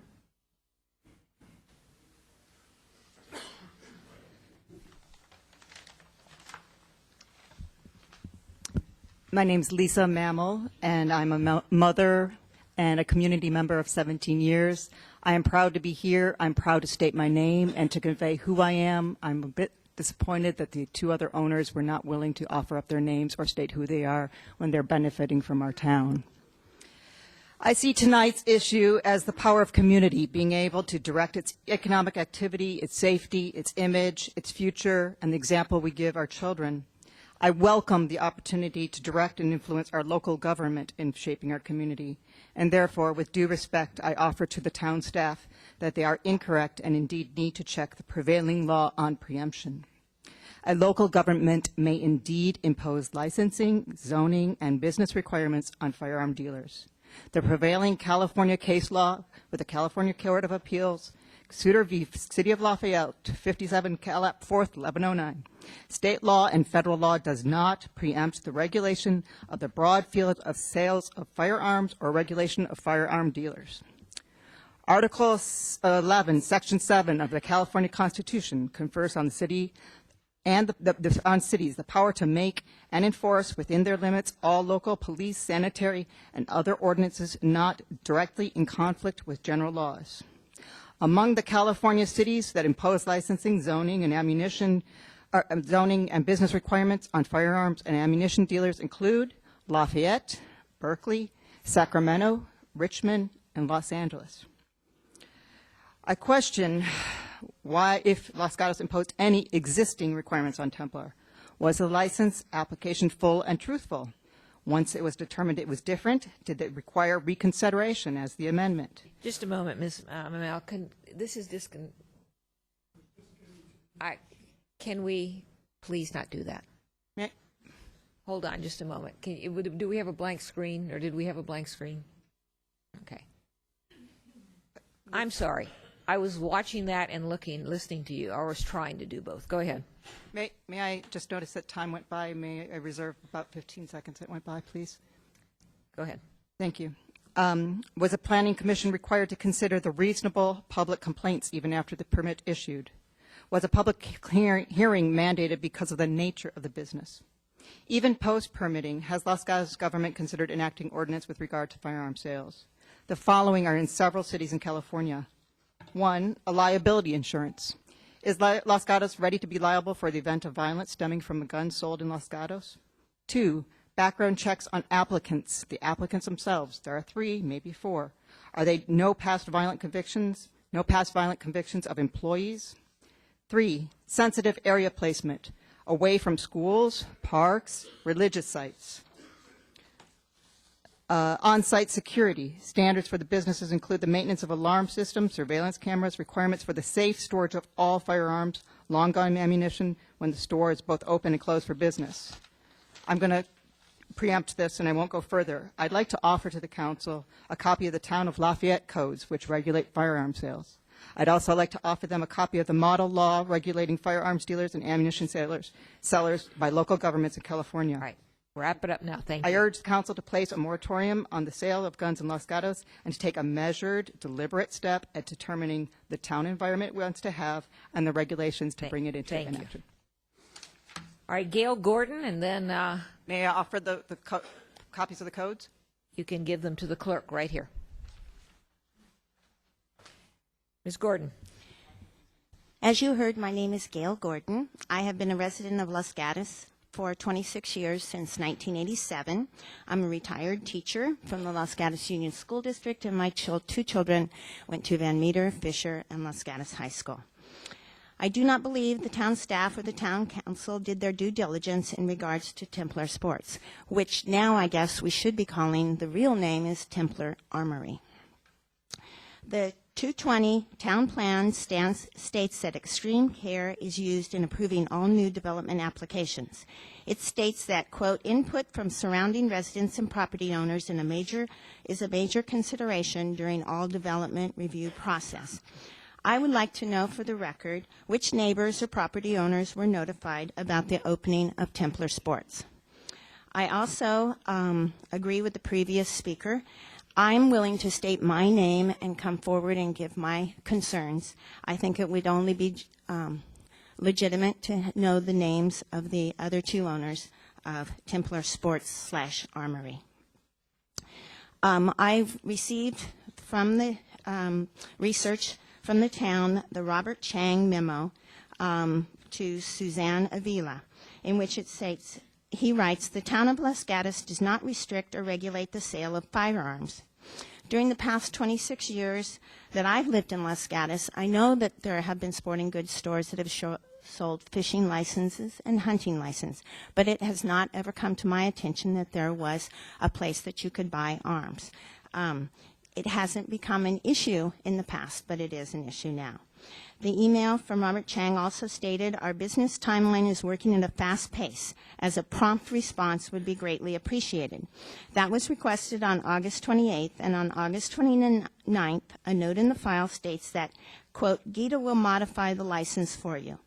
How was the business license modified, and on what basis was this authorized so quickly? How many of us in the audience have had our permits and requests before the planning department modified so quickly? And usually it takes weeks or months to gain. Why was this expedited so rapidly? There is an appearance that due process was not followed and that this application process was fast-tracked. Why? Was there favoritism toward one or more of the store's owners involved? Because of concerns over the following due process, I call for an immediate full public hearing, which was started just a few minutes ago, before the Planning Commission, and an independent investigation into the ownership and permit process.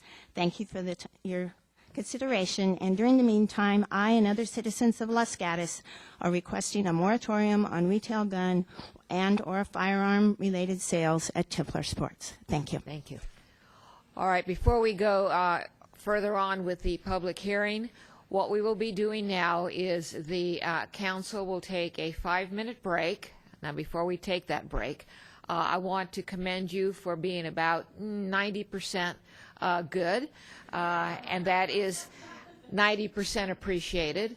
After we come back, we will be going on with this. We've got a lot of people from whom we need to hear, so I would ask you to continue on with the respect you're showing each of the speakers, no matter what that speaker is saying. So 5-minute break.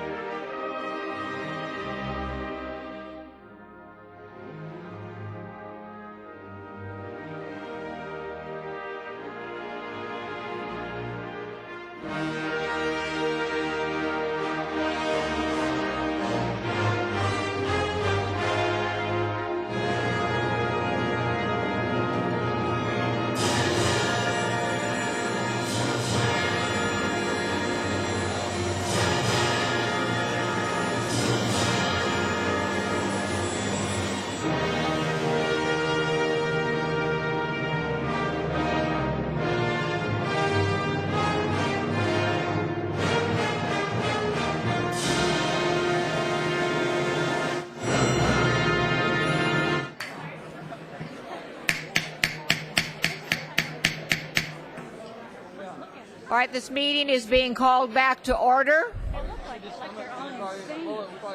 Let's quiet down. Sit down. All right, come on, sir, if we can sit down now, please.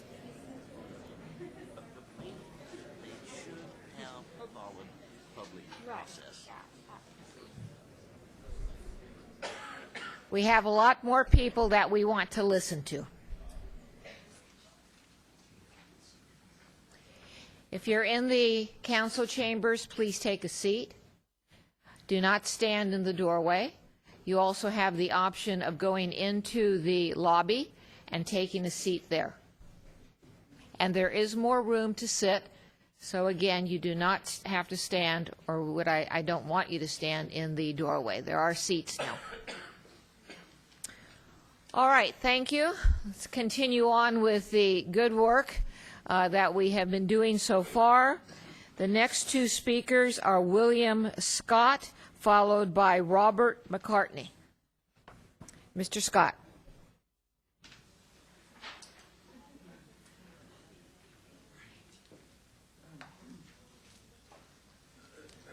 Hello. I'm here to support the Templar Sports opening. I believe this will... Oh, sorry. I believe this will expand the access to responsible gun education, knowledge, and to the law-abiding adults of Los Gatos. And I think it's very important that we have more freedom and less cultural fear. Thank you very much. Thank you. Susan Dinga. Oh, I'm sorry, Robert McCartney, then followed by Susan Dinga. Good evening. My name is Robert McCartney. I live in Los Gatos. Thank you to the council for convening this meeting, and thank you for the opportunity to speak to the council and those attending this meeting. Citizens of the town must trust that town staff will communicate decisions and the reasoning behind them to town council in such a way that the council can properly review these decisions and inform the citizens of those decisions or actions which may be of concern. Evidently, town staff found that Templar Sports was simply another legal enterprise, one that happened to sell firearms. Did staff consider that a retailer selling firearms might eventually choose to sell equipment for the reloading of ammunition, an activity that could result in the retailer storing amounts of gunpowder on the premises? Did staff consider that a firearms dealer might choose to sell the Barrett .416 caliber rifle? This rifle is certainly capable of killing an elephant at a distance of half a mile and arguably could be used to shoot down an airliner. Did staff consider how the sale of firearms fits into the town's general plan by, among other things, molding the character of the town? The sale of firearms surely raises these and other questions. If citizens of the town are to trust council and staff, then these questions ought to be asked and answered in a way that makes the answers and the implications of the answers clear to all. I ask the council hold public hearings into the process by which Templar Sports was allowed to open and begin business. And I ask that until those hearings are complete, there be a moratorium on firearm sales in the town of Los Gatos. Thank you. Thank you, Susan Dinga, followed by William Kashub. My name is Susan Dinga. I'm a resident of Los Gatos for about the last 16 years. I came to this meeting. I was fairly disturbed, but I'm even more disturbed now. I want to thank Mr. Leonardis for the questions that he asked, and I thank you for having this a public hearing. I'm sorry that this didn't happen when it should have happened, which was when the town employees learned that there was going to be a gun shop apparently requesting a license in the town. I am not against guns. I'm an American citizen who believes in the Constitution, but I do believe that the town employees did not exercise their responsibility to this town. And I do believe that there might have been some lack of knowledge on their part because of the way things were presented to them.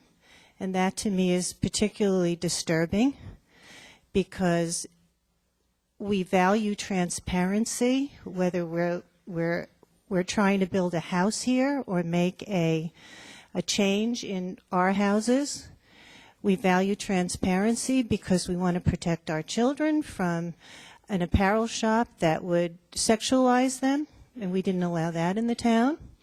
And I don't know if we had an ordinance against that before we refused them a business license. So we did not have the opportunity to either have a public hearing on this because the town employees chose not to realize, for whatever reason, that this town would want to have a say in a gun shop. If we want to have a say in nail salons and big box stores and pot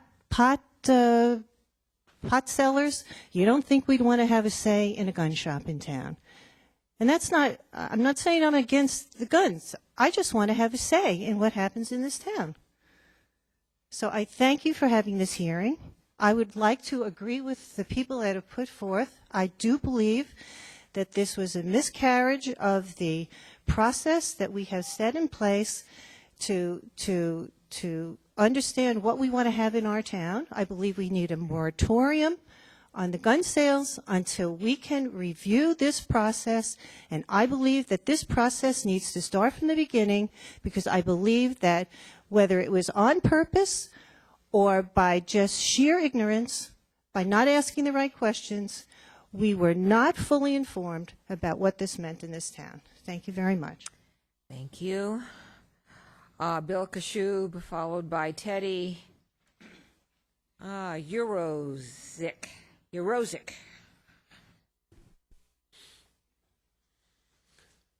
The town manager has used words of powerlessness through his public comments supporting the decision on Templar. On December 8, the phrases entitled to open, could not deny, and for tonight, it's by right, no legal discretion to deny, nor require to pay, and nor to participate in a public hearing. All of this language is bogus because he has viewed Templar as just another retailer. Not the one-of-a-kind retailer that it is in Los Gatos. It is the only retailer that requires both a federal and a state license, and those are firearm licenses. Based on this direction, just another retailer, this direction, the business license skated through the planning department in secrecy and trumped listening in advance to residents of Los Gatos. The tide was so powerful that there was no time for any courageous person to put the caution signs up. There are large numbers of residents in this chamber, outside in a peaceful vigil, and many not present here who feel let down by the government of the town. We feel cheated because it was done behind our backs. And it is a hurt that many of us will never forget because there will be ever-present reminders of the gun shop in a residential area of the community and in the middle of the daily passings of people playing or on their way to school. The betrayal of public trust will not be forgiven by us unless it's corrected. It will not be forgotten by us during our lifetimes. Templar should be closed because it is not and never will be just another retailer. The entire matter should be reconsidered by the Planning Commission and or the Town Council. It is the only way this local government can redeem itself. Thank you for your attention. Thank you. Teddy Urozik and Maggie Creighton. Hi, I'm Teddy Urosic, a resident for 33 years in Los Gatos, and as is many Los Gatos residents, very concerned about what happens in our town. And I just wanted to say that, for instance, in 2006, the town council held open public discussions regarding American Apparel's application for a store in Los Gatos. The town council heard the residents and denied the application. In 2007, the town council held open public discussion regarding Chevron's application for a mini-mart at Highway 9 and Masole. The town council heard the residents and denied the application. In 2012, the town council did not hold open public discussions regarding Templar. The residents were not informed, not heard, but the application was approved. Why, I guess, is the question. We don't know why, what happened with the process that we take pride in. So do you really think that the residents of Los Gatos think more of clothing and candy bars than guns? Right your mistake and reopen the gun store's application to public discussion. Thank you.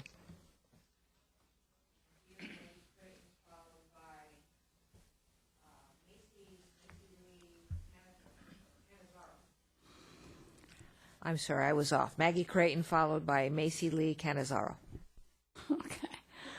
Thank you very much for the opportunity to speak. I just want to say, give us a break. You know, give us a break. People talk about people with fear, and if they're just educated to what to do about guns, everything will be fine. But give us a break. There was a deep, I feel, betrayal of the trust of this town by us not being forewarned that a gun store was going to go in. I mean, what about everything we're hearing all the time on television, the shootings? Yes, everyone can say, yes, it's because of gaming. It's because of bad mental health. It's because of this. It's because of that. But it's happening. Why shouldn't we be afraid? We are afraid. We are afraid that if there is the distribution of more guns in this town or any town, that there's more trouble, maybe more mass shootings, more people getting killed, more people using the gun as the reason to get back at someone. It's real. Let's not deny it. This is a problem. And we have the right to know from our city council and from our staff that we are about to have a gun store in our town. I am with all those people that have talked about that. And I also want you to declare a moratorium on the sale of guns until we have a right, or until we have a meeting in which the people of the town agree that that is what we want, and it's something that we can live with and our children can live with. And I'm telling you right now, let's just get real and admit it is a problem to have a gun store in town. And it's a problem to have gun stores and guns available all over our country. So let's be brave. Let's be courageous in this town and not have one. Shut one down. Don't let them operate, because it just means trouble. All right, we have Mary Lee Canizaro, followed by Greg Coronado. This really says it all. Why no public hearing? And we question the process. So many people have said what I'm about to say and said it better than myself. It is not about the Second Amendment. It is about the right to full transparency. Where is the common sense? They do have the right to own and sell guns. And for the record, it wasn't the assault-looking rifle that bothered me. It was the cute little pink one. Darling, maybe our 18-year-old girls want to bedazzle them at a party or something. That bothers me. What message are we sending to our children? What message? The citizens of Los Gatos have been compromised, and its spirit has been broken. A community that prides itself on family values and community support needs to have its elected officials represent and restore trust in the community. It is my understanding that establishments such as skate parks and American Apparel were not allowed in Los Gatos after much debate and public communication. Why was the seemingly subjective decision made to allow a gun store, and it is a gun store, to color the fabric of our town without our knowledge? Why wasn't I allowed to express my vote or have my opinion heard? Again, this is not about the Second Amendment. Where is the common sense?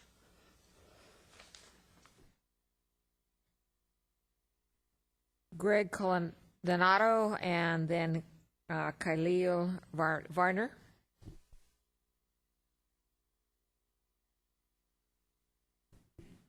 I hope it's not my pronunciation. Colandato. Noting no one is coming forward. Mountain View.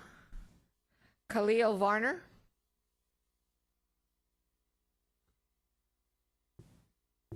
And then after Mr. Varner, we'll have Rick Pfaff.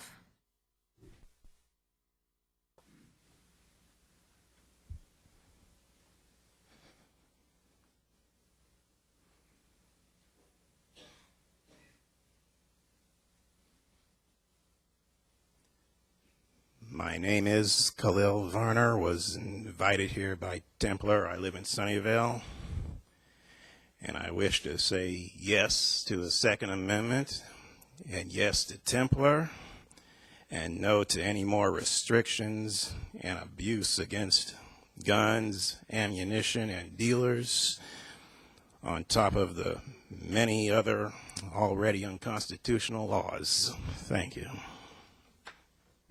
Thank you, Rick Pfaff, and then Dennis Judd. Rick Pfaff, P-F-A-F-F. No one's coming forward. Dennis Judd. No one's coming forward. Vince Mondry. And after Mr. Mondry, Brett Mannon.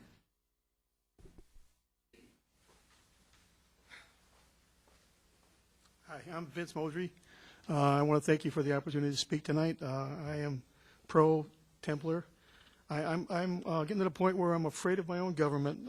Our freedoms are being attacked at every level.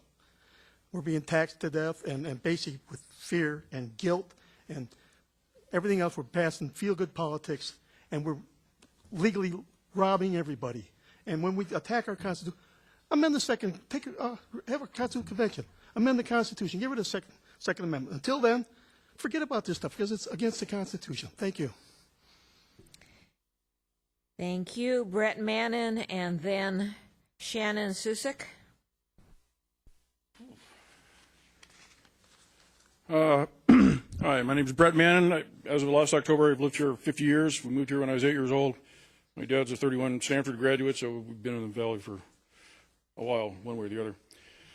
I just want to mention precedents, which has partially already been mentioned. The CVS used to be a coast to coast. They sold handguns, rifles, and shotguns, the whole works.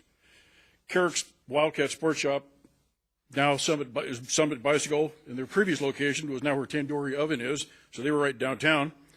Thrifty Drugs, now Rite Aid, sold bullets, 22, so forth. Where the Toll House is, there was a place called Claybird. God knows they sold everything, including assault weapons, so-called. Rural Sportsman now, is now called the Spa. They sold sporting goods and so forth. In the Eureka building, there was a gun store in the early 70s, and they sold nothing but guns. They were strictly guns. You'll notice that none of these stores still exist. So if you're not profitable, you go out of business or move. It's not a sort of artificial censoring. The cat's out of the bag. Pandora's box is open. Guns exist, and nobody's going to uninvent them. Guns are, and until hell freezes over, the apex tool for criminals. No laws of any kind will eliminate them. the majority of killers in these infamous mass shootings of late are willing to die at the end of their mayhem. How do you stop them? Suicidal wackos intent on big body counts are going to switch to gasoline. And picture that big group waiting to get in here. Imagine some guy upstairs with a 6-gallon bucket of gasoline going whoosh over the whole crowd. Hundreds, if not dozens of people dying or will die. So at some point, people may long for the day that they only had puny pistols instead of real weapons of mass destruction. Whether there's no gun store in Los Gatos or none anywhere in the United States, no lives will be saved, criminals will have guns, and the 57% of the gun deaths each year that are suicides, these are the people who will drink and drive into you, leap off overpasses, step into traffic and Caltrains, and especially do intentional drug overdoses. They'll be dead, just not shot. I want to read two excerpts from the Bill of Rights. The First Amendment: Congress shall make no law respecting establishment of a religion or prohibiting the free exercise thereof. Second Amendment: the right of the people to keep and bear arms shall not be infringed. These involve the core laws of the United States. So when I see an ad in the paper like this, a gun shop in Los Gatos, how did this happen? One should be as offended as if an ad said, a synagogue in Los Gatos, how did this happen? As an atheist, or at least an agnostic, I might be tempted to say, who needs a synagogue? It's a law. And that applies to gun stores too, in my opinion. Sir. Thank you. Shannon Susick, and then Jess Guy, or Guy.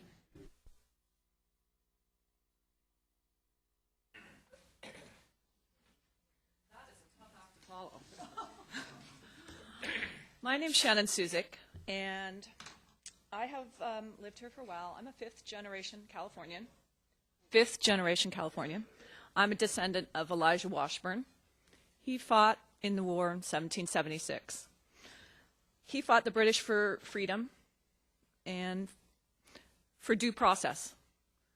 And I had something really great written until two things happened today. The first thing was I got a call, and there was a packet for me upstairs with all the business permits for this retail operation.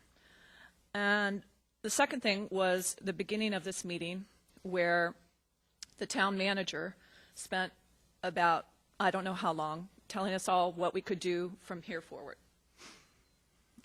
So regarding the packet that I got, whichever, you guys all got copies, I think, today also, there was an email from the police chief to the town manager in August telling him about the proposed retail gun store.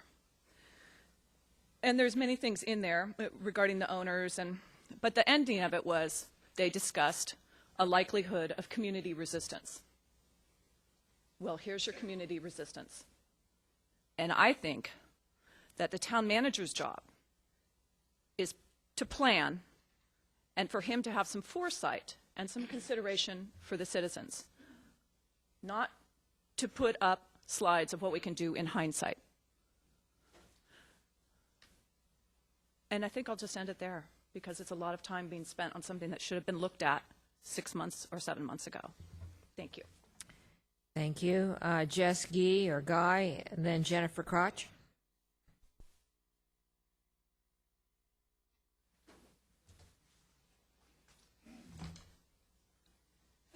Madam Mayor, council members, my name is Jess Guy. My wife and I live on Mulberry Drive here in Los Gatos. And I am here tonight on behalf of Templar Sports. I do support the store. I've listened to a lot of arguments tonight about pros and cons, about due process. There's two paths that we're looking at right now. One is, how was this business allowed to open?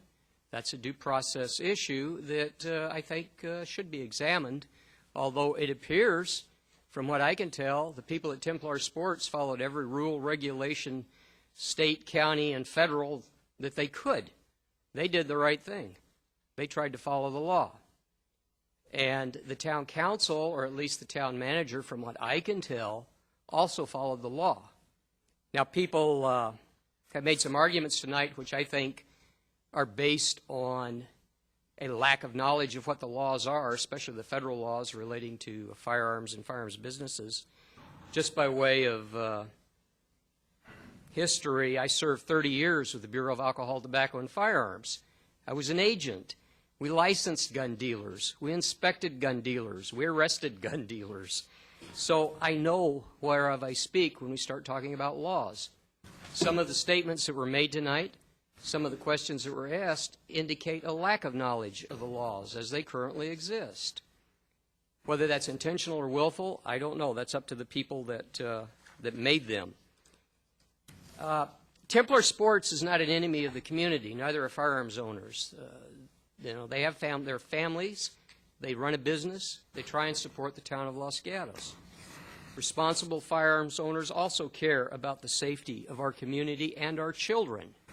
If anybody thinks that firearms owners don't care about deaths by firearms in this country, they're very sadly mistaken. We do. We care about our children. My wife and I have 2 granddaughters, ages 3 and 5. God help anybody that ever tries to harm them. They will come to some grievous injury, and then I'll call the police. We're not your enemies. What we're trying to do is establish that this business is legitimate. When this forum started in the newspaper, I sent out an email to a couple of people, one of whom spoke tonight, and to Ms. Sanchez from Los Gatos Patch, inviting them to sit down and talk about laws, and talk about firearms, and talk about how these things impact society. I was never responded to. So now we're here in a forum where it's almost a non-debate. People are not speaking clearly with each other, and that's what we need to do. I would invite those people who are anti-gun to join me. I have a house. You're welcome to come over. We can talk about it. Thank you, sir. We can discuss it and move on. Thank you. Mayor, a question. We have a question. Mr. Vice Mayor. First of all, so I can address you by your name again, can you restate your name for me? Jess B. Guy. G-U-I on the... U-Y. Okay, Mr. Guy. You mentioned that you were working for the ATF for 30 years, is that correct? Almost 30 years. Almost 30 years. Can you describe the language that must be incorporated on a local business license? Can you state it from the top of your memory? Which community are you speaking? The town of Los Gatos. No, I can't. Okay. Let's just say generally, isn't it the same for all communities? Well, if you're talking about a federal firearms license that requires a state or local license, that's pretty specific in the application for a federal firearms license. Each jurisdiction is going to have, smaller jurisdiction is going to have separate requirements. That's already been discussed tonight. What is the minimum requirement? For what? For a local business license, what is the language that is required in order to get a state license? Do you know off the top of your... That's what the town or the city sets up. That's what I'm saying. You people set the standards for your local license. If you don't have standards, then the federal government says, have you complied with all your state and local ordinances? If there aren't any, or if they have a resale license, or they have a seller's permit, they say, yes, we have complied. That has to go to the federal government for background checks and for evaluation. May I ask one more question? Certainly. In your mind, what is the difference between the Second Amendment, the right to bear arms, and the right to sell arms? Got a week? I would like just, how about a minute?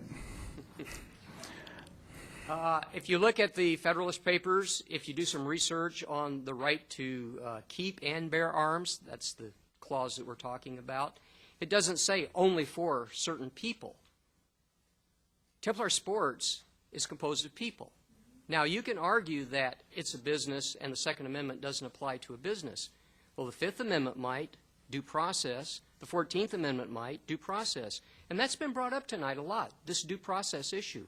Maybe, and I'm not giving away anything, but maybe there is a due process argument to be made by those people who say, well, maybe the town council should have done some more.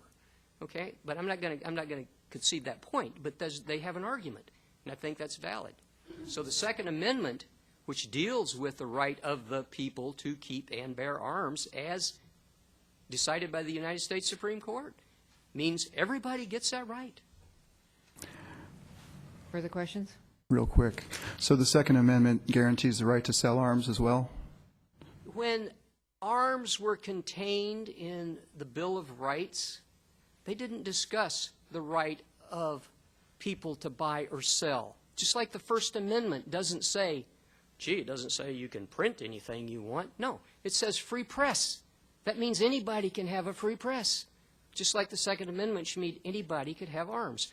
If you want to incorporate not selling or selling, that's up to you guys. So that's a no. No, that's up to you. All right. Thank you. Thank you. Other questions? Thank you, sir. Jennifer Kroc and Eric, followed by Eric Royce. I don't see Jennifer coming forward, so we have Eric Royce followed by Matt Sutterfield. I'm sorry, Eric Royce followed by Matt Sutterfield. My name's Ken Kroll. I am a 40-year resident of San Jose, and Los Gatos is my next door neighbor. And, you know, listening to everybody speak tonight, you know, what I'm hearing is, you know, safety and image. And I think Greg, you know, did a really good presentation of the chronology of what's taking place, you know, to give Templar a license to sell arms. And from that perspective, you know, the language in the slides that he used was appropriate because he was following the law. So I'm saying that by closing this one store is not going to make your kids safer. You know, and as the woman said, she saw the child that was shot. Well, when your child crosses the street and gets hit by a car going 40 miles an hour, that's a different story. But, you know, if they're not texting, and if they're not drunk, and if they're not under the influence of alcohol, well, you get off. So, you know, you really have to, as a council and as a city, you know, look at what's making your kids safe. You know, I have 3 beautiful children. Of course, they're adults now.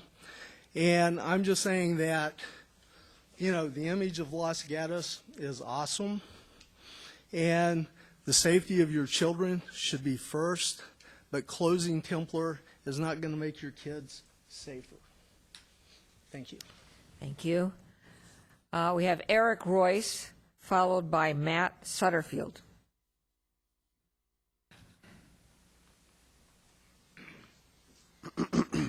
Good evening.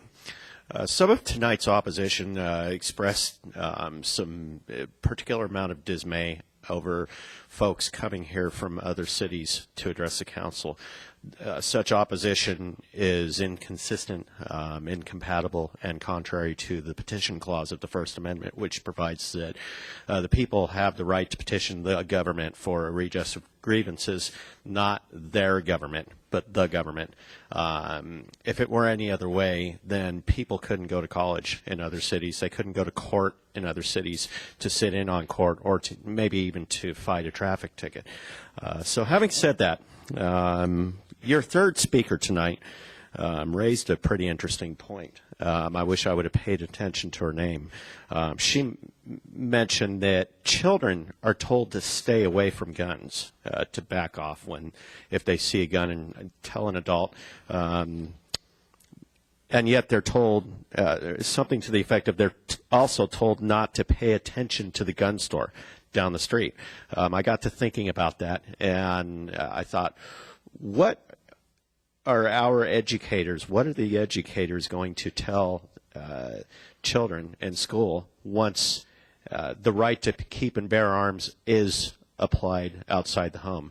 When it's applied outside the home, not if, but when it's applied outside the home, according to case law that comes out of the court system, particularly the federal court system in the future. That's just something that I'm concerned about. So having said that, the right to keep and bear arms is protected by the Due Process Clause of the 14th Amendment, and that's according to McDonald versus Heller. Prior to that, the Second Amendment was a dead letter in this circuit, in the Ninth Circuit, and once McDonald versus Chicago came out, it incorporated the Second Amendment through the 14th Amendment's Due Process Clause, and therefore the Second Amendment is protected, is supposed to be a protected activity. Government can no longer question the right to keep and bear arms, especially when it's a protected activity. The Supreme Court also provides that selling arms commercially is protected, and selling arms privately is also a protected activity, and it can't be questioned. It's a protected right. Having said all that, I support Templar Sports.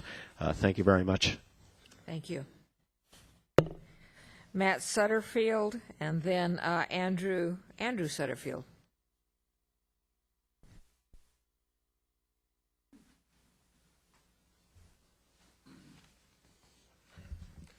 Good evening. My name is Matt Sutterfield. I live in Campbell. I previously lived in Los Gatos, Saratoga, and San Jose. I've been active with Boy Scout Troop 501. I went to West Valley College, and I'm active in my church. Templar Sports, I'm here in support of them. They have complied with all laws, federally, state, and locally. The argument that we need community discussion would not apply to a coffee shop. There's a store selling jelly beans. Why don't we talk about that? It's no different with the gun shop. Sunnyvale recently had a gun store open, U.S. Firearms Co. City of Sunnyvale did a study. They found that violence does not increase. There's no more increase in any kind of violence around gun stores or in the city as a whole as a result of the store opening. And I think that would be an interesting study for the council to read. There are many rules regarding firearm sales in California. There's a 10-day waiting period for all firearms. They're not an impulse purchase. You don't see kids playing and go buy a gun to shoot them. There's a 10-day waiting period and a strict background check by the federal government and the ATF. Regarding the partner that would not be named for Templar Sports, it's my understanding in the business world, silent partners are not all that uncommon. It's not unusual at all for a partner to not state his name. Criminals don't use gun stores. It's not hard to get a weapon on the black market. Much more dangerous than any Templar Sports sells. I apologize, I'm jumping around here. I'm not a very good public speaker. I want to mention two Supreme Court cases while I still have time. Both mentioned by the previous speaker. 2008, D.C. versus Heller. Court decided it was an individual right to keep and bear arms, not a collective right, theoretically. Moreover, in 2010, McDonald versus City of Chicago. Chicago had a ban on either all pistols or gun stores. I'm not sure the specifics. Supreme Court in 2010 struck that down, and there were quite a large fee levied on City of Chicago for legal defense. The 14th Amendment was brought forth as you can't city and states and local municipalities must also abide by the same laws as the federal government with respect to gun sales. In conclusion, I support Templar Sports, and I speak for myself and two brothers. Thank you. Thank you. Well, I don't know if this is one of the brothers. Andrew Sutterfield?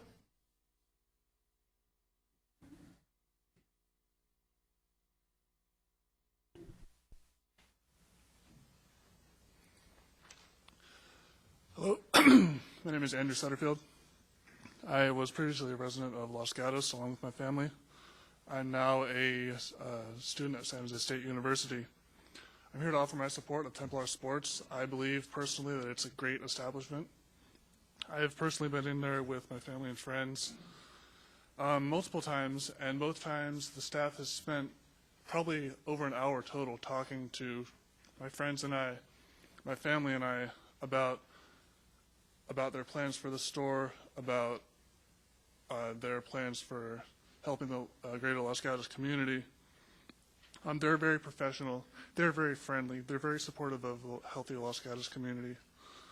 Mr. Chang also mentioned, I didn't really get into it much, but he mentioned that Templar Sports intends to run free programs to educate people on topics such as gun safety, fishing, and hunting, etc.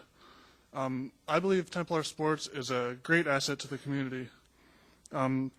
It would be absolutely absurd to suggest that a gun store being in the presence of Los Gatos would be in any way dangerous to kids walking by. If somebody were to become educated on the precautions that Templar is taking to prevent mishaps, particularly regarding children, they would understand that that is very much the case. I encourage everybody here to visit Templar Sports. Don't even buy anything. Just visit them and talk to the guys there. They're very nice guys. They would be absolutely thrilled to talk to anybody and answer questions. And just if you have any concerns about anything firearm related, anything related to Templar, anything, probably anything really, they'd be delighted to talk to you. So Templar is a great store. I very much support it, and that's my speech. Thank you. Thank you, sir.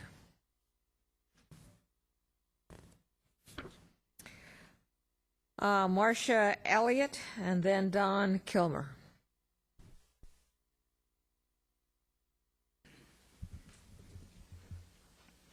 When you get to this time of the evening, people have told pretty much what you intended to tell, but I have a couple of things to add. First of all, I'm really pleased that we can have this, I'm used to facilitating, that we can have this kind of a gathering of community members from Los Gatos and surrounding communities to talk about an issue that's as important as this is. And I'm not here to vilify anyone. I don't believe that a mother who likes to hunt is less a good mother than a mother who doesn't have guns in her home. I understand that we have rights, and I respect them. We have rights to free speech, but that doesn't mean that we can yell fire in a theater. We have rights to own a gun, but that doesn't mean any gun anywhere. This whole proceeding is so surprising to me because after being in Los Gatos for 25 years, I don't remember ever a time where our leaders abdicated responsibility for as important an issue as this is, and I'm disappointed in that. Others have made the point.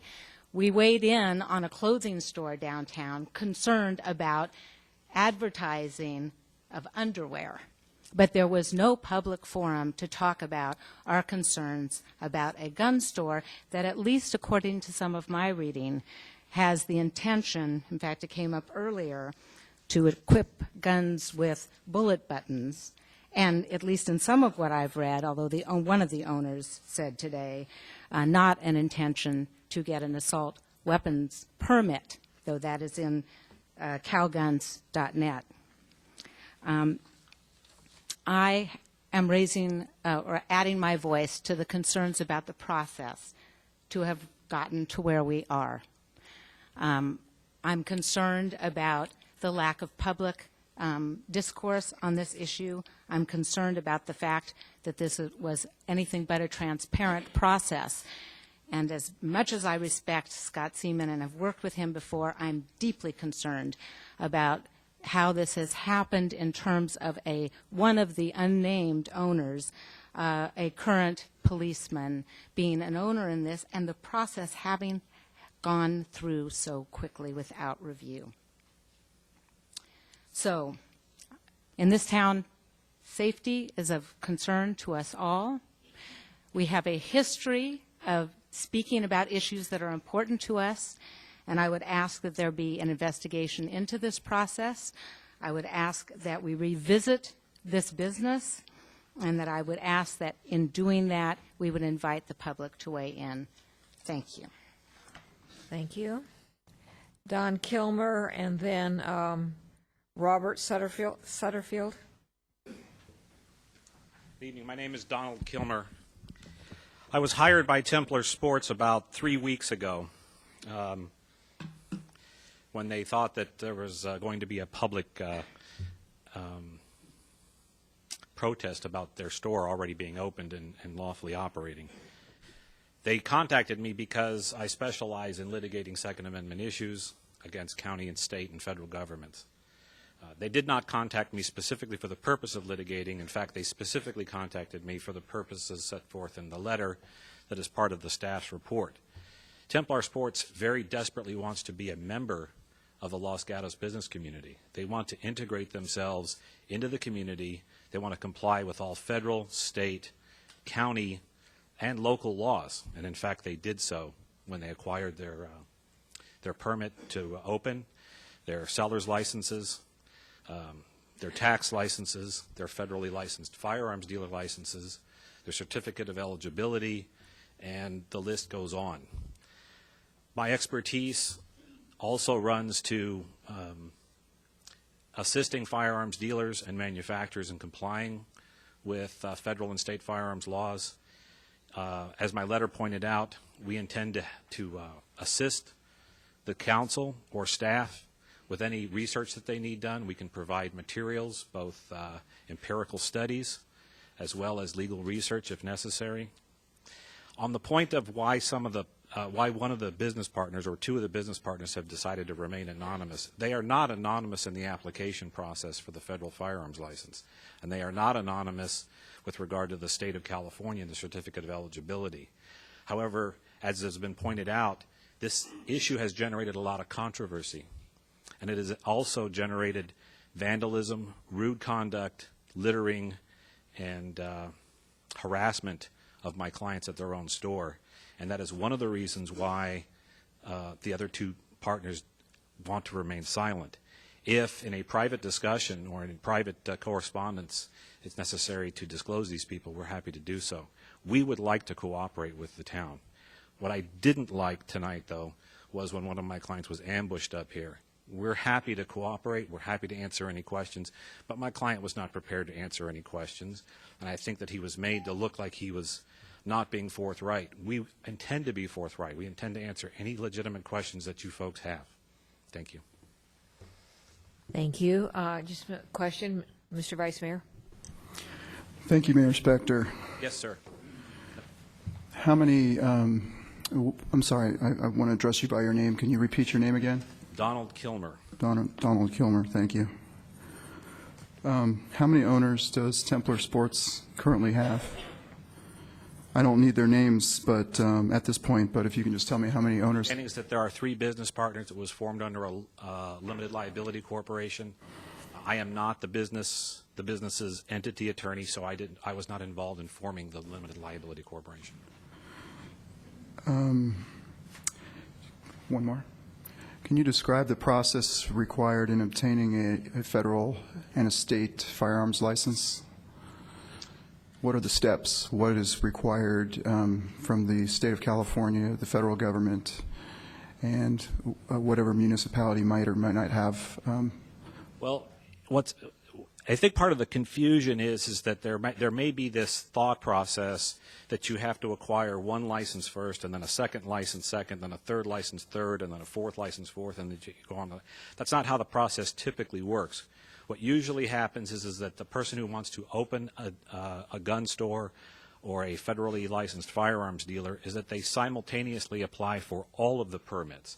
However, federal law prohibits the store from actually operating and opening its doors and conducting sales transactions until all permits are acquired. So it's typically a concurrent or simultaneous process.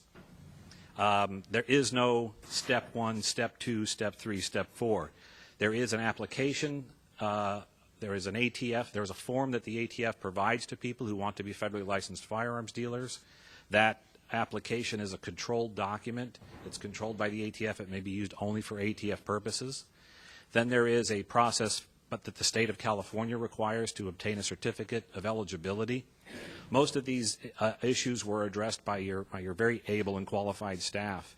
From what little I've spoken to them, they're very up on the law, and I really have only spoken to them in the past week to try and answer any questions or provide any information to them. If you would like a detailed outline of the firearms business, I think the letter that's part of the staff report has a link to the ATF website that specifically goes to the part of the website that addresses opening a business with a federally licensed firearms. And so I would direct your attention to that as well. We also provided a link to the California Department of Justice's website, which also takes you through the business steps. And then, of course, local business requirements like getting a business license and a seller's resale permit and that sort of thing. Further questions? Just one more. Thank you for bringing forth those items that were included in the staff report. I did spend 2 weeks reading the ATF laws. I wanted to ask you a question about your offer to help our staff, considering that you're an attorney hired on behalf of the owner of the store, one of the owners. Don't you find that to be a conflict of interest to be directly in communication and offering direction for our staff? No, I'm not giving you legal advice. You already have lawyers. I have clients. I made it clear in my letter that I represent my clients, but my clients have instructed me, and my instructions from my client are that they want to be as transparent as the law allows them to be with this process. The two owners' names have remained confidential are done for very, I think, sound reasons. One of them is a police officer. Police officers are not, there's already laws that protect police officers from having their names and addresses privately or disclosed in public. That's it. All right.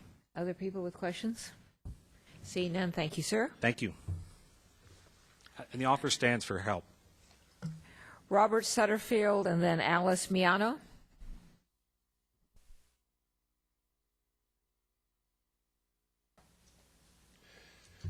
My name is Bob Sutterfield. Thank you for having me. You've already met my lovely bride and two of my little boys. A lot of the points I would make have already been made. I, by the way, am in support of Templar Sports. If you have visited other gun shops in the area, you've found that they have a certain ambiance, a certain aura about them. They have a lot of heads on the wall. They have the cranky old guy behind the counter. They have some surly help that really doesn't give a rip whether you buy something there or not. As a guy in industry, a guy in business, I care about customer service. I care about making the customer satisfied and happy with what I'm selling them.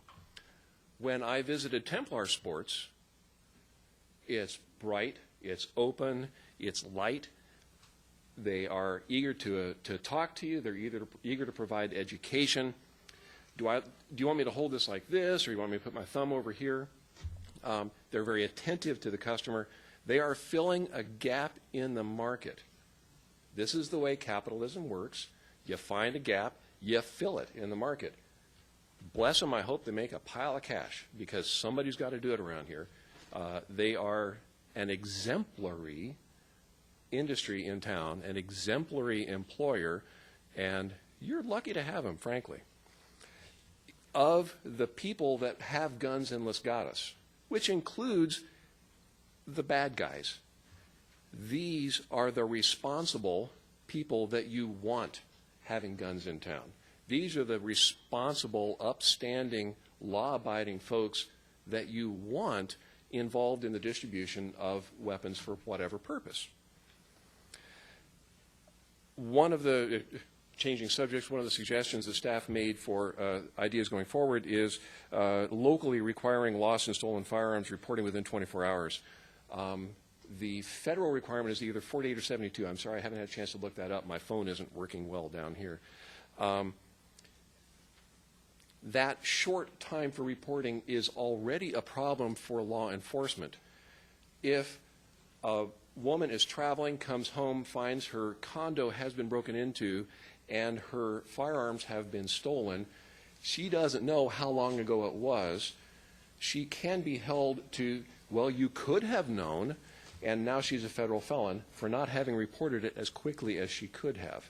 So tightening that to even shorter, 24 hours, is non-productive. She's a federal felon. If she's responsible, she's going to retain counsel. She's going to cooperate as best she can with law enforcement, but just the process of getting counsel involved, it's going to delay them. It's going to delay the administration of justice by the police. Thank you. Thank you for the invitation to speak. Alice Miano, then Robert Adams.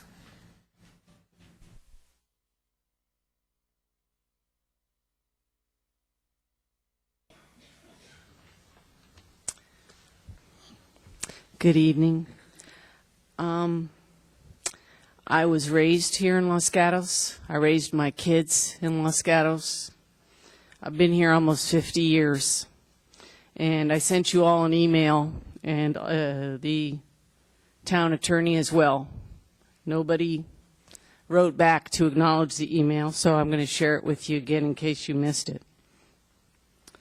So besides being a town resident for nearly 50 years, I'm also an educator, and I am flabbergasted that it takes 6 months to approve parking permits for my block, but no time at all to approve the sale of guns, even after the Sandy Hook tragedy. And by the way, I have cousins who live in Newtown.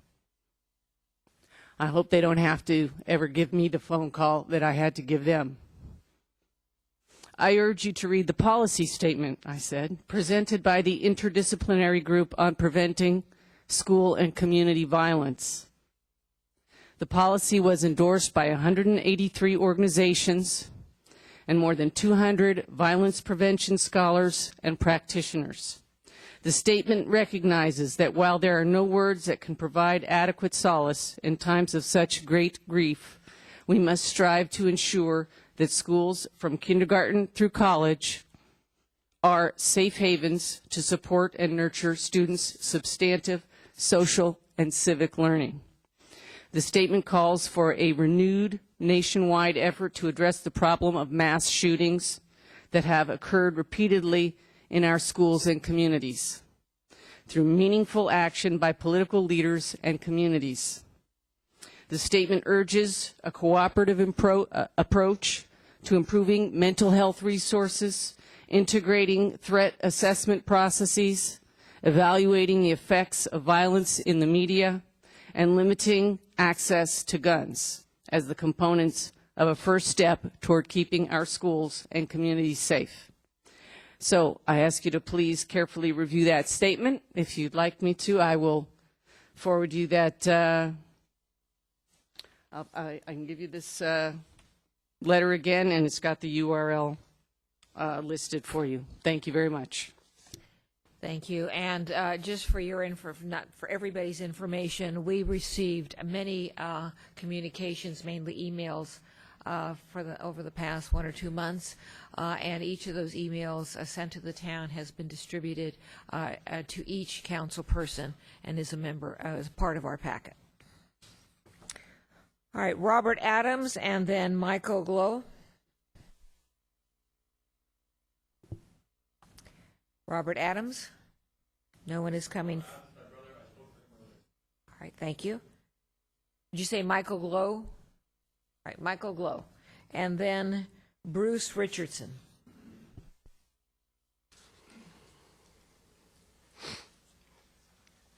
I am the owner of 3 guns, none of which are assault weapons or usable with high-capacity clips. First, let me make one thing clear, is that all the people here today that were citing the Second Amendment, the Second Amendment is not relevant to tonight's discussion. The Second Amendment only talks about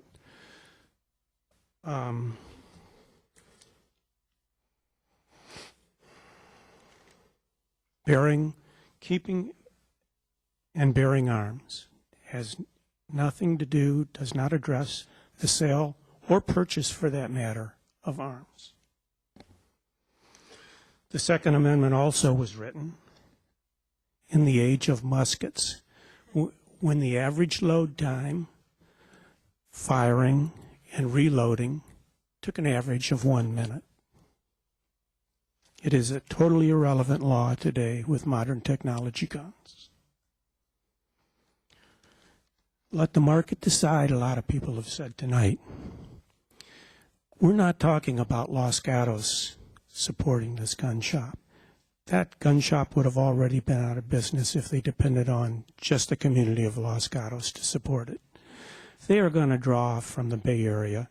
Not only that, most retail organizations today heavily depend on online business to survive.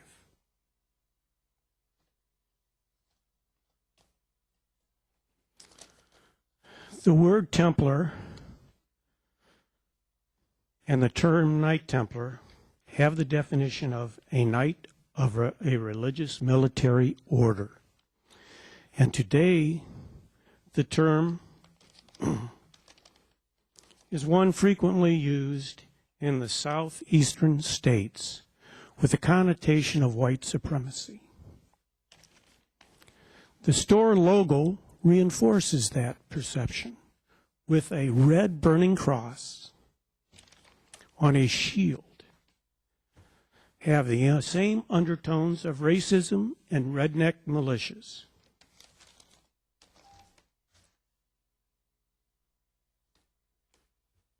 The only name and logo I can think of that would be more offensive than Templar Sports would be KKK Armory and Bomb Factory.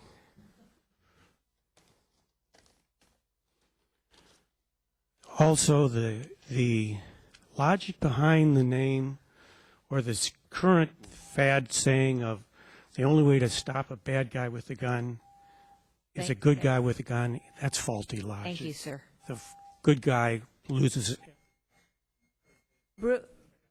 Bruce Richardson and then Laney Richardson. Good evening. My name is Bruce Richardson. I'm a resident of Los Gatos. I'm president of a high-tech company that's located just down the street from Templar Parts near Vasona. I've lived here for over 30 years and live in Campbell from the beginning. I took training about the use of guns when I was a kid and know how to use guns, but over the years I've learned different. I've personally been almost shot 4 times, 1 by accident, 2 by drunks with Saturday night specials, and once by stray bullets. 3 of my neighbors were killed. One father shot his son while he was asleep. Another neighbor who doesn't live there, but I know him, shot his wife and then shot himself. So I'm not, you see why I'm not happy about having a gun shop in this town. But what I'm really not happy about and what I'm outraged about is the fact there was no public process in the review of this gun store in town. If the gun store had review and it was approved and everything was fine, I would be happy with the store in town. But I am not happy with the lack of public review process. I can't cut down a tree without going through a big process. Other less controversial businesses have been kept out of Los Gatos because of the review process. Our town is supposed to be better. This issue must be reopened. The gun shop permit should be reconsidered with public hearings. The shop is 300 yards from Oak Meadow Park. It is within Van Meter and Fisher School, in a short vicinity. The shop is right next door to multi-resident families housing. No one under 18 is allowed to enter without an adult. Sounds like a porn shop. With this process, a porn shop, strip club, pot club could go in. What's going on? The findings and considerations on the application are sorely lacking. The building had major modifications. Garage doors were removed and converted to a bunker-style storefront. Windows were removed or converted to wire mesh windows. Look on Google Maps. You can see the store before the modifications. It is ridiculous to say they were minor modifications. Council, give us back our voice. Please reopen this highly questionable approval, and for God's sake, don't allow them to expand, adding, reloading, gun manufacturing, and gunpowder storage. Thanks for the opportunity to speak. Oh, my wife had to leave. And that would be Laney Richardson. Cynthia Chang, followed by Steve Beecher.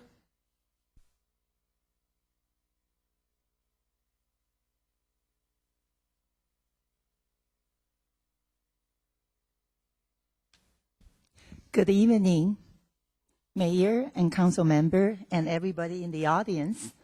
My name is Cynthia Chan.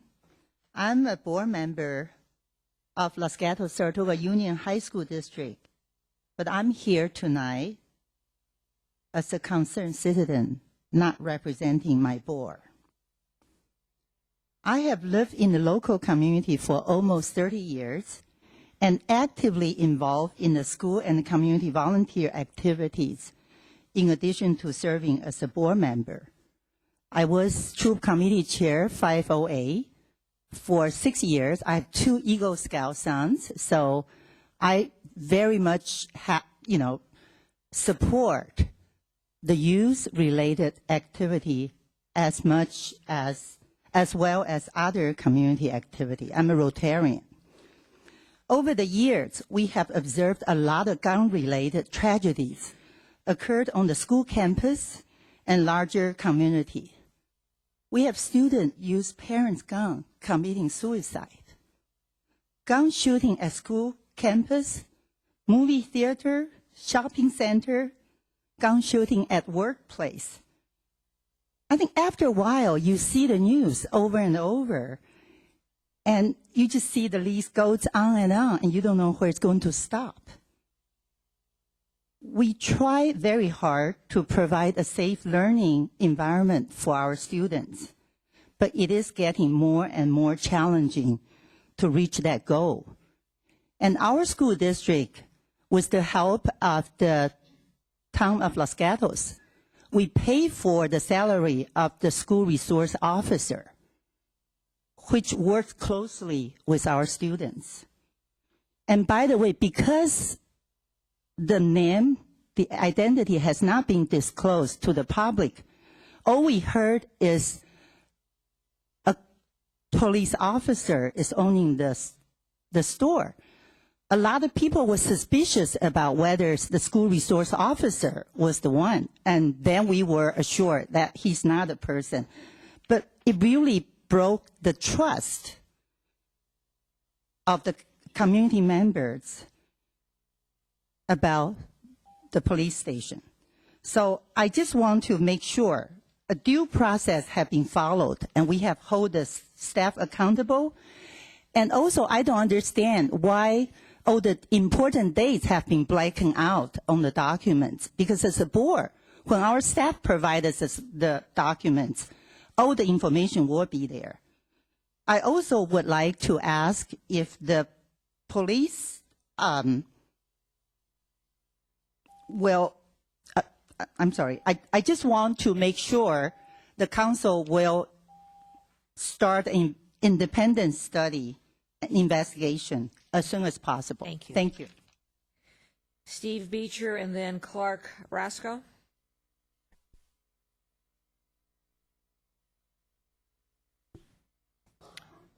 Steve Beecher. No one's coming forward. Clark Rasco, R-A-S, looks like C-O. No one's coming forward. Leslie Morley. No one's coming forward. Oh, sorry. Okay, it'll be Leslie Morley, followed by Janet Nettie. Hi, I'm Leslie Morley, and I would like the council to, relook at the process. And I'm not saying no to a gun store in our backyard. I would prefer not a gun store in the backyard. But there's a national debate going on, and I think there's going to be stricter laws coming down. And I'm very concerned that there seems to be an escalation in violence, and I think it would be a safer world with fewer guns. And I'm really concerned about mental health, and it seems like there is more depression. And when I hear about suicide with kids, I know a family in Los Gatos whose son was an Eagle Scout. He knew how to use firearms. He committed suicide. Maybe it's not preventable, but certainly people who have mental issues should not be able to buy guns. And in my own family, there was, in 1987, a mass murder of a family that was related with my mom's cousin. and the man who, the 40-year-old son, killed his whole family at a holiday gathering and then committed suicide. And he had a record of being in a mental hospital. And I just think that the day has come that we need to have stricter background checks and less guns. And I really wish that this whole process was done differently and that you can do something at this point. Thank you. Thank you. Janet Nettie and then Steve Schwartzer. Janet Nettie. Okay. Steve Schwartzer, and then Joseph Leight, L-E-I-G-H-T. Hello, my name is Steve Schwartzer. I'm the co-owner of a family-run business which has been in the town of Los Gatos since 1972. I'm here tonight to support Templar Sports, another small business who's chosen to open a retail store in our fair town. Like many in this room, I try my best to shop local, helping support merchants who provide products, services, jobs for our community, and tax revenues to the town. I personally have visited Templar Sports and have found that it is a very well-run store with a knowledgeable and professional staff who are fully aware of the unique position which they face in today's society and in our community. While there's often much emotion involved with the topic, the simple fact is that the sale of firearms is highly regulated at both the federal and state level. Spending more town resources to further regulate and pursue the closure of a legitimate business, in my view, is wasteful. I ask you, the council, to judge a business by their behavior and overall contribution to the community, not simply by the product they sell or the services which they provide. Thank you. Thank you. Joseph Leight, and then there'll be Hank Riley.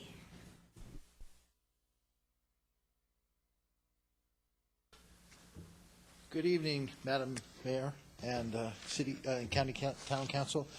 My name is Joseph Light. I live in Santa Cruz for 40 years, and everything's too short for me.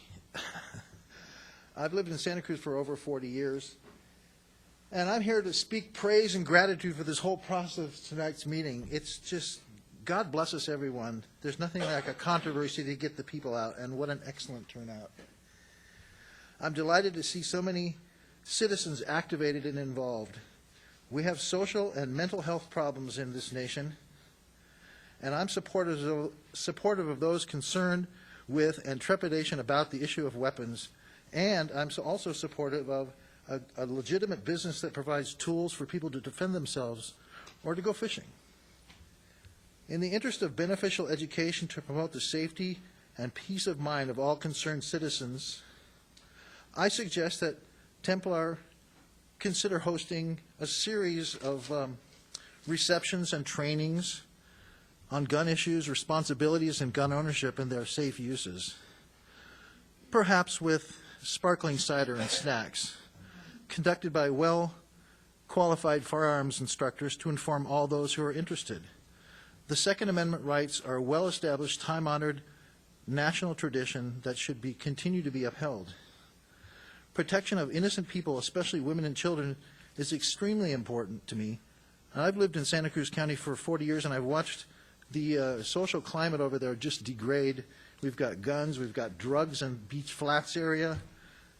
There's prostitution, there's all kinds of things going on. And I've just watched it degrade over there, and it's really sad.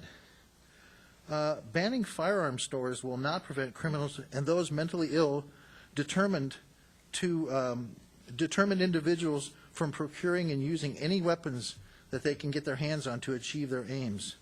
Just yesterday, my 20-year-old friend Tiffany was attacked by a young man at Cabrillo College attempting to rape her. Fortunately, she escaped and was only slightly harmed. Had not a passerby helped her, it could have been very tragic. And when seconds matter, the police sometimes and usually are minutes away. On principle, I support Templar Sports. Thank you very much for having these meetings. Thank you. Great turnout.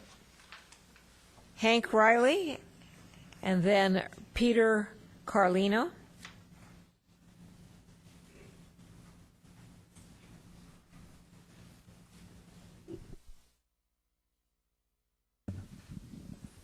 Hi, I'm Hank Riley. I'm 70, going to be 78 this year. I've been shooting competitively over 50 years. I help teach the 4-H rifle shooting.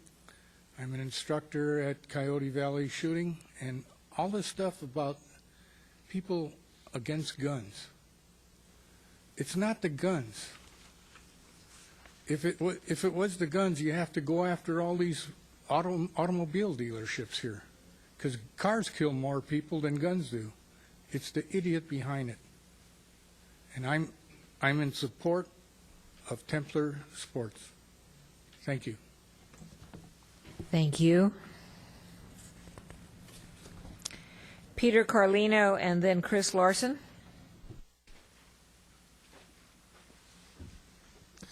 Hello, Mayor. My name is Peter Carlino, and hello to Joe Przinski. I can pronounce his name. He was my teacher many, many years ago. I am an out-of-towner. I was born in San Jose. I was raised in Campbell. I live in Cambrian. I met my wife in Los Gatos. I spent many a weekend in Los Gatos. I've worked and have jobs in Los Gatos. I spend money in Los Gatos. My daughter lives in Los Gatos. I go to restaurants in Los Gatos. I go to Capelli Salon in Los Gatos. I love the community. I'm a 61-year-old grandfather of 4, father, husband for 40 years. I'm here to say that I support Templar Sport Shop. I support their legal right to sell firearms. I think that they're getting a little bit of a raw deal. It kind of saddens me, the hostility that I've seen in the last 3 or 4 hours, some insinuations of collusion by government officials. I'm not even going to address the fact of trying to align them with the KKK. I'm blown away. I was in the Naval Air Reserve for 6 years. I do support the Second Amendment. I do support freedom to be an American. I am saddened by the problems we have with the mental health issues in the United States and the lack of them, lack of support for them. I work downtown San Jose. I have a business for 35 years, and there's mentally ill people downtown in St. James Park that need to be in a place, and they're not. I feel that the more good people that have guns, the safer we are. That doesn't mean that everybody should own one. I owned a gun shop myself for 6 years in Santa Cruz County. I worked with the ATF. I helped take 2 criminals off the street that were really bad. I supported the Santa Cruz Sheriff's Department. I supported law-abiding citizens, and I supported the San Jose Police Department. A gun has saved my life 4 times, and I'm running out of time. All I can tell you is I'm glad it was there. A shot was never fired, but I'm alive to say twice because of my ability and twice because of my father's. So I thank you for the opportunity to speak, and I do support Templar. Thank you. Chris Larson and then Ronald Rozeski. Hello, I'm Chris Larson, and I'm from Sunnyvale, and so I'm one of the outsiders. But about a year ago, we had something similar going on in Sunnyvale. We had a gun store that had opened, and after the fact, people were unhappy about it. I don't know exactly what's transpired here, but I agree with the statement that was made earlier that closing the gun store isn't going to get rid of the guns in this town. People will go someplace else. Seeing the gun stores, first in Sunnyvale, now here in Los Gatos, people coming and complaining about these things. If I have a right to keep and bear arms, I have to have some place to acquire them. And closing gun stores here just gives the next person opposed to guns the thought that, well, maybe I can close a gun store in my community. and the next person, maybe I can close a gun store in my community, and pretty soon there's no place to get a gun. So I don't think that's a solution. And the second thing is, I've heard a lot of people complain about the openness of the process. And you guys, you have a town council, you have city employees, you have a process, and as far as I can tell, the process was followed. And I think what I'm getting out of not having an open process is we didn't get the result we wanted. Well, if you don't like the rules, change the rules. But if the process was followed and people did everything they were supposed to do, I don't know why that doesn't constitute an open process.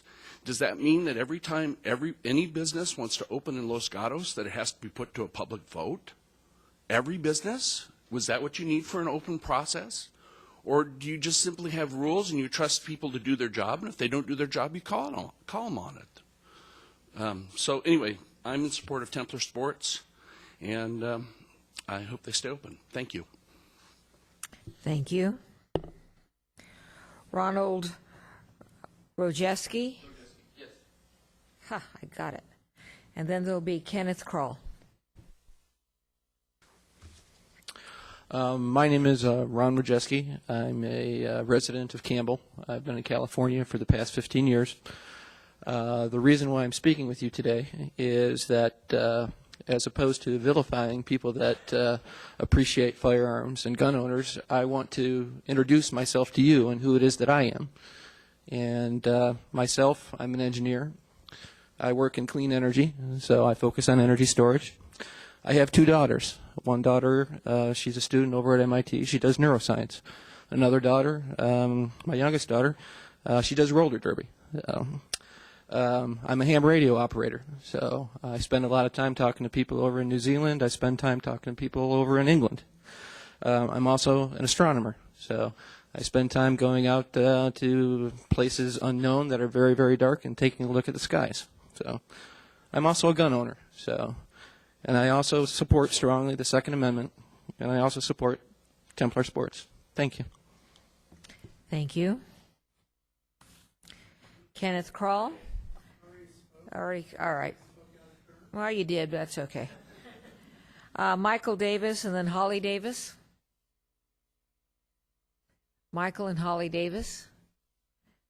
Nobody coming forward. Andrew Ricci. Okay. And your name again is? My name is Holly Davis, and my husband is Michael Davis, so I'm speaking for both of us. Today, our son he went to boot camp. He's down in San Diego, and it's his very first day at Marine boot camp. He enlisted to protect America and America's freedoms. Many soldiers are fighting for our freedoms and have died for our freedoms. I find it extremely sickening, saddening, that we have all these soldiers fighting for our freedoms, and there are so many people here trying to take them away. I strongly support Templar Sports, and I strongly support being a mother of two kids, that I stay at home and I am armed to protect my family. If there's a home invasion, I am ready to defend my family. Templar Sports and businesses like that allow me to protect my family. Please do not take a business like that away. And please support my son and do not take away freedoms that he's fighting for. Thank you. Thank you. Andrew Ricci. And he'll be followed by Fred Hoot. Good evening, council members and citizens. My name is Andrew Ricci. I'm a resident of San Jose, and I often spend time in Los Gatos, shopping, dining, or simply jogging on your beautiful Los Gatos Creek Trail.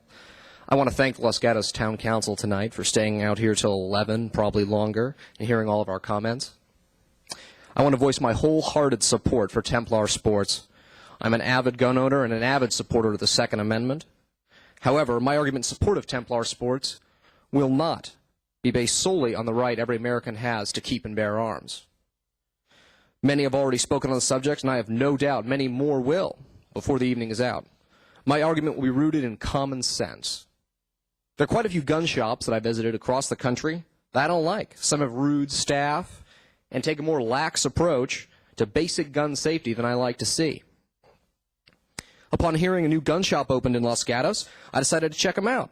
What I found was a well-lit, very clean facility with a diverse selection of sporting goods, from fishing rods to semi-automatic firearms. Most importantly, though, it was staffed by smart and friendly people who were happy to show me their store and answer any questions. From my observation, Templar Sports is a well-managed and secure business run by good, law-abiding citizens. Now, upon reading the 50-plus pages of letters opposing the existence of Templar Sports this weekend that were entered into the record in the staff report, one common theme jumped out at me. That was fear. I read about mothers who feared for their children's safety going to and from nearby ballet lessons. And I have to ask those who pen these protests, before you reach for your phone, turned on your computer, activated your iPad, and sent an email or called the city council here, the town council, excuse me, and expressed your concerns about your children's safety or that somehow this gun store would reshape Los Gatos' city character, did you think about once going down and checking out Templar Sports, maybe going inside, introducing yourself to the staff, expressing your concerns, and asking questions, then forming opinion based on facts? I hope you did, I really do, but from what I've heard tonight and what I've read in the staff report, I doubt it. I would encourage all concerned residents, citizens, and council members who are skeptical about Templar Sports, go visit them on 611 University Avenue.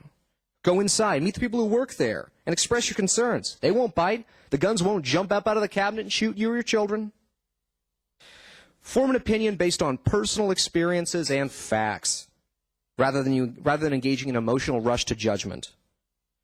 Because I think the ill-informed, fear-driven response that I've heard and read about says more about the character of the town of Los Gatos than the presence of any gun shop within city limits. Thank you very much. Thank you. Fred Hoyt. And after Fred Hoyt will be William Merrill. My name is Fred Hoot, and I'd like to tell you I'm a California hunter education instructor. I'm well aware of all the education that goes behind gun safety. I've seen people being unsafe. I've seen people being safe, and on some occasions I have denied people the right to hunt because they did not exhibit safe practices. Okay, I'm here speaking as a citizen and not as a California hunter education instructor. I want to make that perfectly clear. This has nothing to do with the California hunters.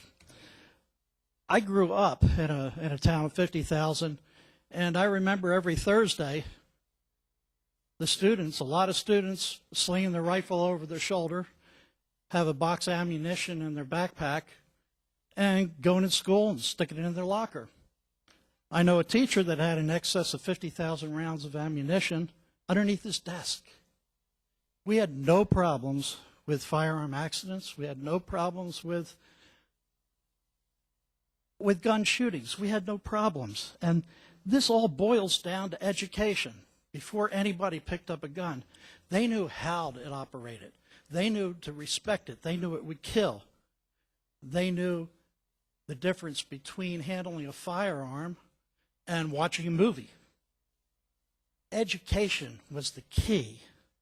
I support Templar Sports. They have education there.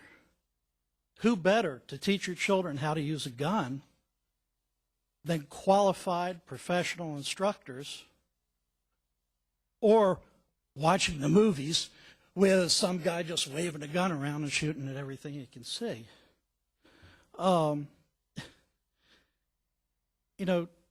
Everybody's concerned about the safety of the children, and I think it has to do with education. If we educate the children, teach them respect for others, teach them respect for the firearms, we won't have a problem with shooting. Thank you. Thank you. William Merrill, and then Mike Varner.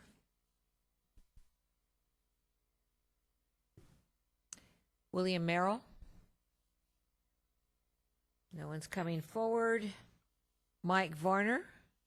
And then after Mr. Varner is George Bettisworth. Good evening. My name's Mike Varner. I've worked in the past with ROTC. I've taught firearms safety to adults and children, and I've worked with police to train citizens. The issue tonight is Templar Sports. This is a business who has gone by the book. They've followed all the regulations for opening their business. They've even exceeded safety standards and storage standards. You even have a member of your own police force as an owner that you trust to protect your children, yet you question how he would run this business. What better person to run a gun store in your community? I think it's absurd to call for the recall of the mayor or the firing of the city manager when the rules and procedures were followed. Shooting is a safe sport if you follow specific rules. But even if you disagree with the shooting sports and you do not want your kids to be exposed to firearms, they're going to see them in movies and in video games. And what message will they get? They will learn from video games, the more kills you get, the more replays. And in every movie, the good guy gets up after being shot and prevails. Well, that is not the proper image for firearm safety. You have a resource in your community that has volunteered and does provide firearm training and safety. Appreciate it. Use it. It is a resource in addition to a retail outlet for firearms owners. A lot of people talk about fear for their children. In the most recent study from the Center for Disease Control, 46% of unintentional injury deaths of children were by motor vehicles, 17% by drowning, 10% by fire, 5% by suffocation, on and on and on. Firearms accounted for 1.6%. Firearms are not your issue. If you want to find issues in the Los Gatos community, do a search on Yelp. You'll find you have 4 tattoo parlors, 11 establishments selling liquor in containers, 12 establishments selling alcoholic drinks, and you have 27 Megan's Law registered sex offenders. If you want issues to fear for your children, look at these. A firearms store who sells to responsible gun owners is not the issue. Thank you. Thank you. George Bettisworth, followed by Amy Goldsmith. All right, Mr. Bettisworth isn't coming forward. Amy Goldsmith. After Amy Goldsmith, we'll have Bonnie Williams.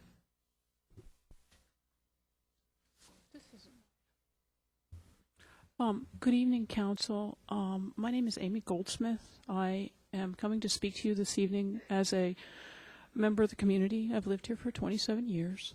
I respect the people that have come to share their opinions, but I'm speaking partly to you because I really feel like this is an issue for what we want Los Gatos to stand for. I heard just earlier that this oil, no, I'm going to restart on one point. I came tonight to listen.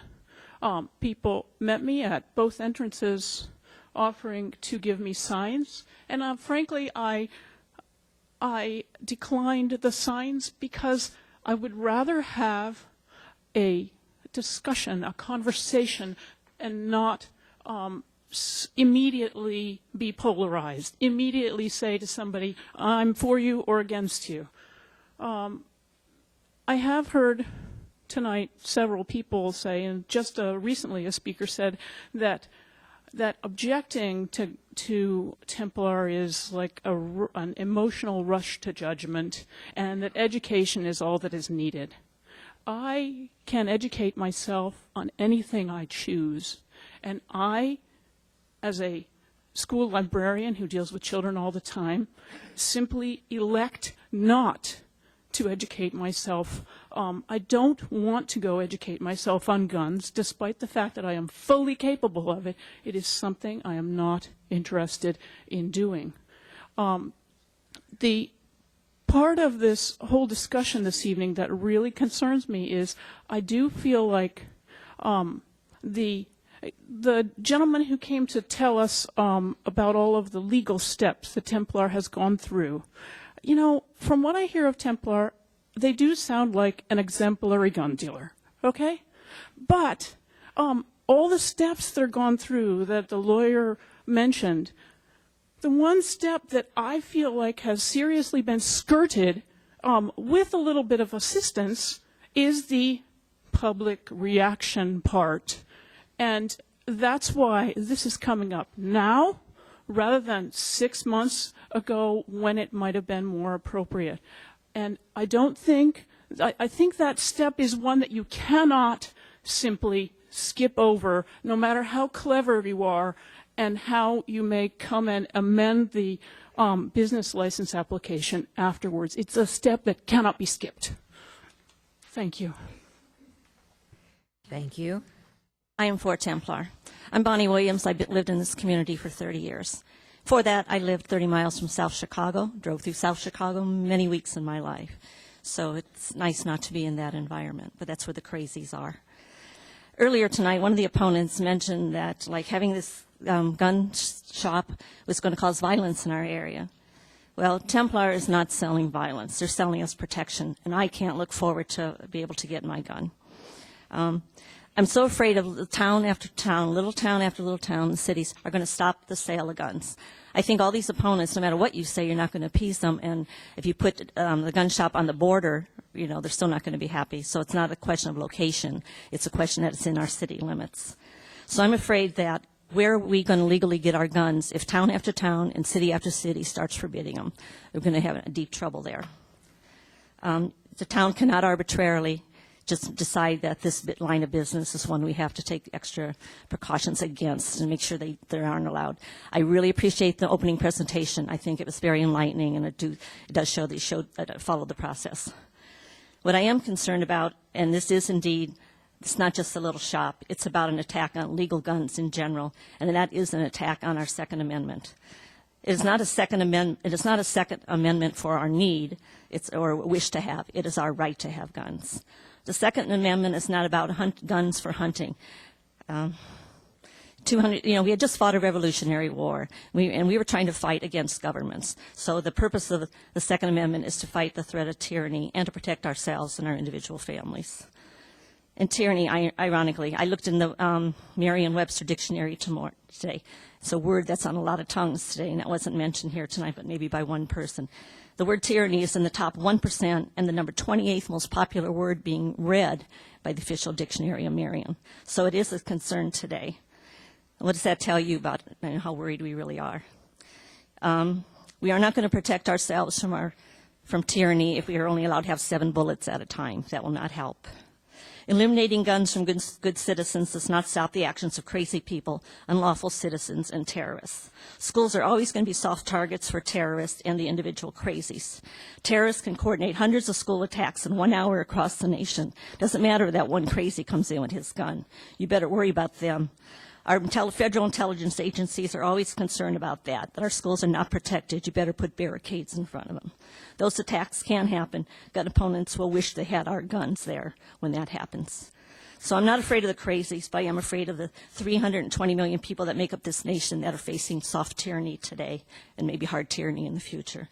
Second Amendment is an issue because no matter where you put this gun shop, it seems like half these people here are not going to want it in our city limits. Thank you very much.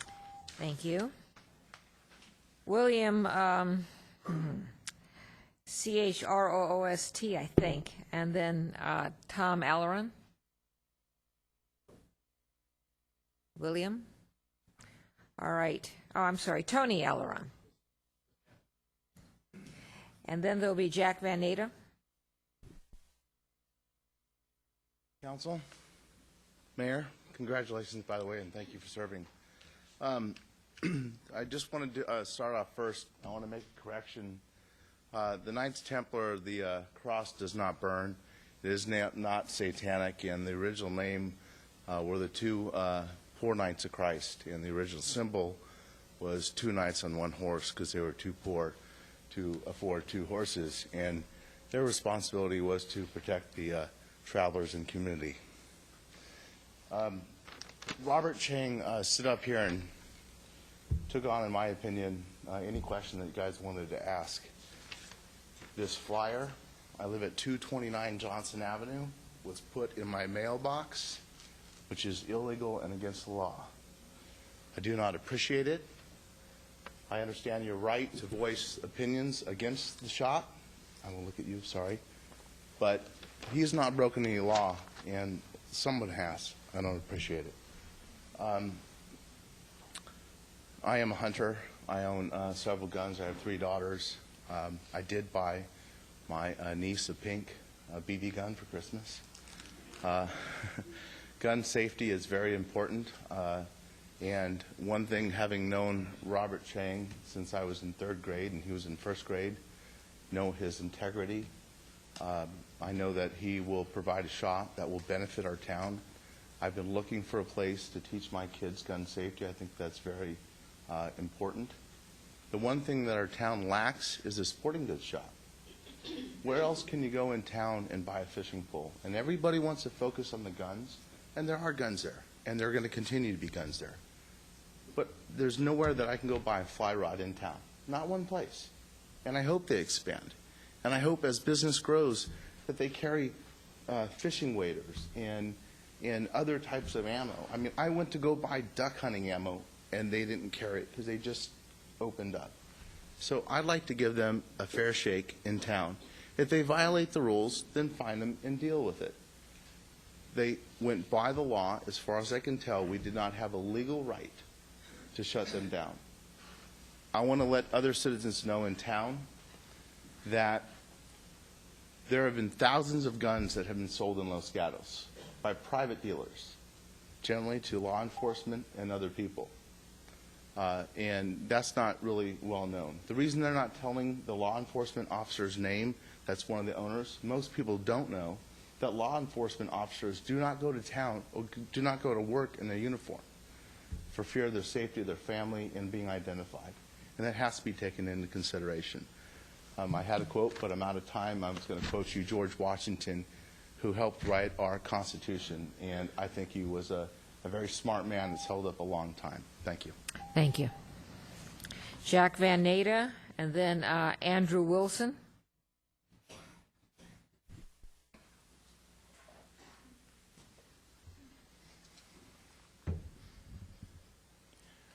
Jack Van Nader, 40-year resident of Los Gatos. A quote from Gene Hoffman of Calguns. We feel like we've made very large progress in allowing California to own really any firearm they want, end quote. That includes the AK-47 or the AR-15, which were used in Newtown, Connecticut. My personal opinion is that I do not advocate the selling or use of guns that can be converted to assault weapons.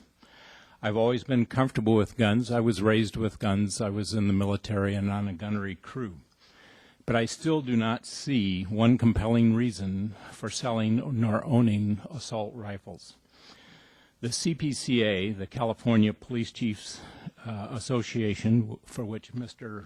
Scott Seaman is the president, is also against assault weapons.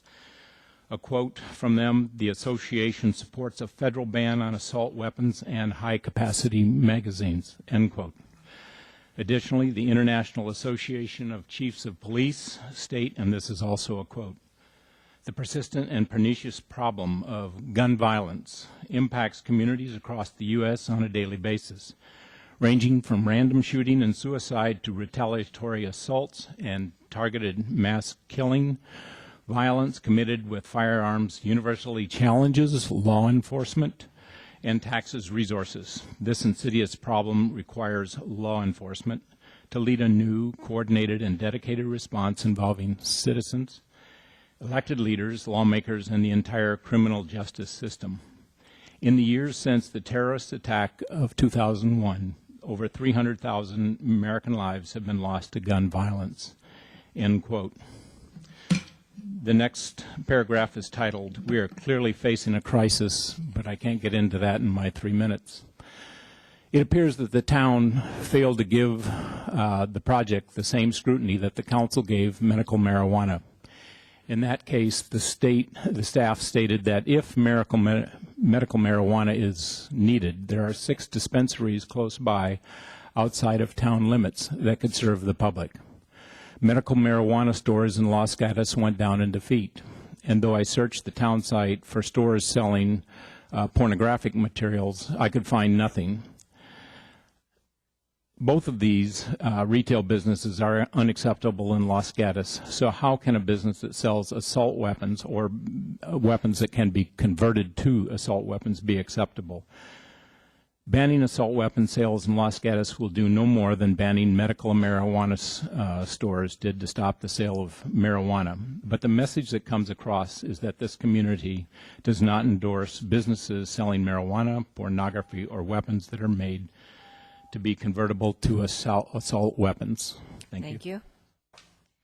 It's Andrea Wilson, and then Robert Hagee, or Hegee.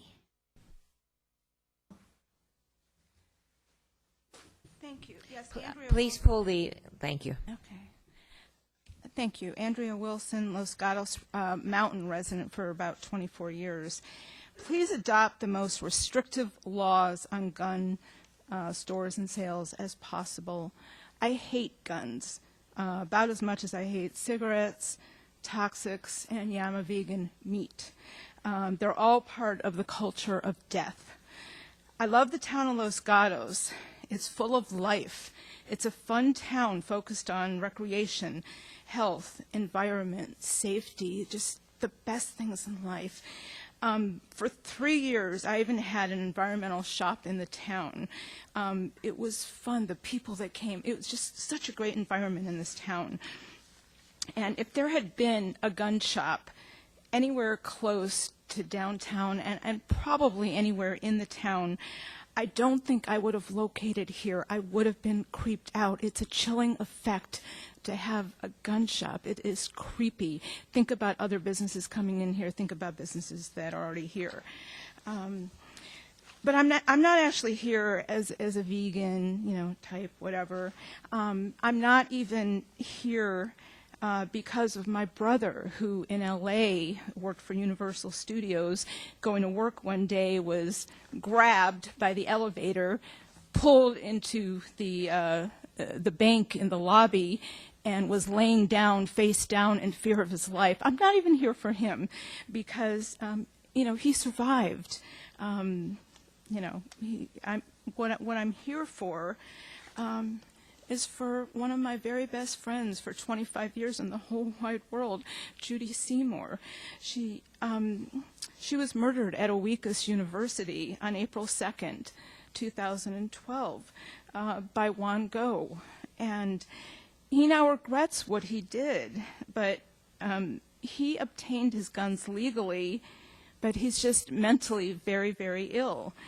And I would say that, in the same way that all dogs get a free bite before they're declared, vicious, all sick individuals get a license to kill when they get a gun, if their record's clean. They don't ask you, are you planning on committing a crime then?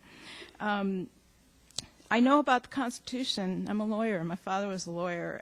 There's a lot you can do within the Constitution. But Judy was deprived of her constitutional right of life, liberty, and the pursuit of happiness. If we can save even one life by having less guns, we need to be part of the national discussion and the national getting rid of guns. Every gun is a potential accident, murder, and we need to get rid of that. One last thing. I was in Pakistan pre-9/11, and one of the interesting Wilson, thank you stops- very much. Thank you very much. I'm talking. I appreciate that. Thank you.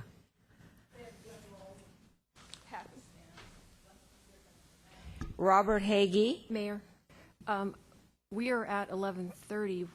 Don't we have to make a decision by 11:30 about moving You forward? know, I was looking at our agenda, and it said midnight. Mr. Larson?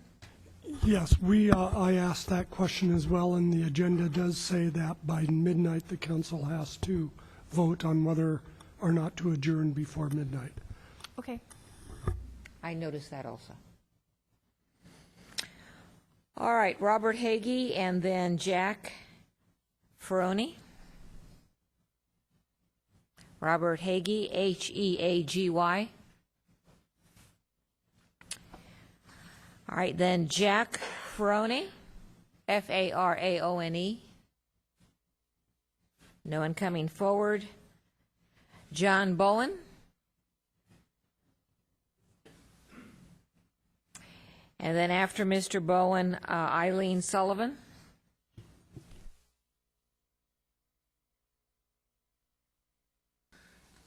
Good evening, members of the Town Council and the Greater Los Gatos community. My name is John Bowen. I'm a real estate broker and small business owner who's been a member of the Los Gatos community for most of my life. I'm speaking out tonight in support of local business and particularly in support of Templar Sports. I'm very excited to see how well run this local business is and excited to see such responsible business owners who have been so diligent to comply with all of the many local, state, and federal regulations that are involved in their business.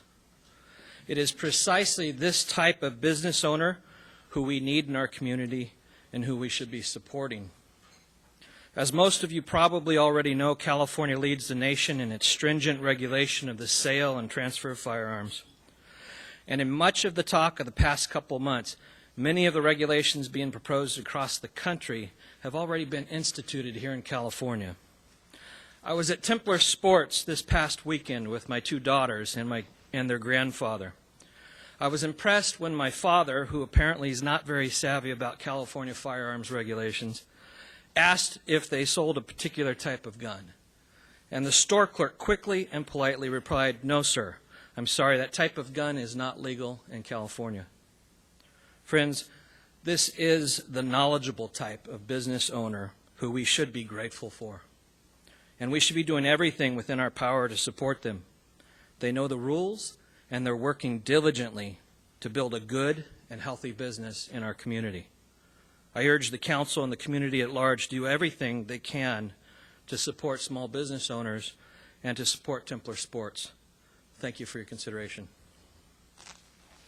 Thank you. Eileen Sullivan. Noting that no one is coming forward. Mark Tober, Towber. No one here. Ryan Reed. And after Mr. Reed, Hans Jonsens.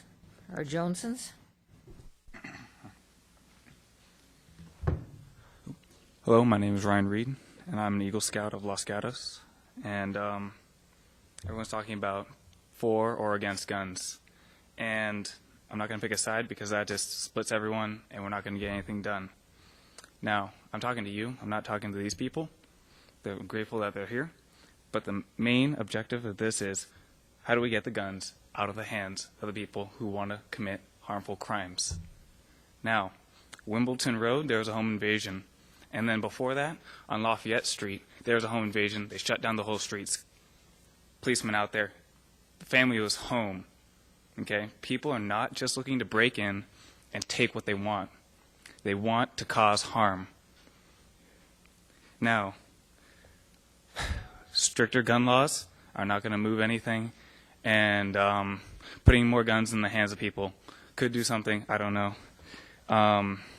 We need to enforce the laws. At a high school, if you bring a weapon to school, 0 tolerance, you're out. You're expelled, or an illegal substance. Okay?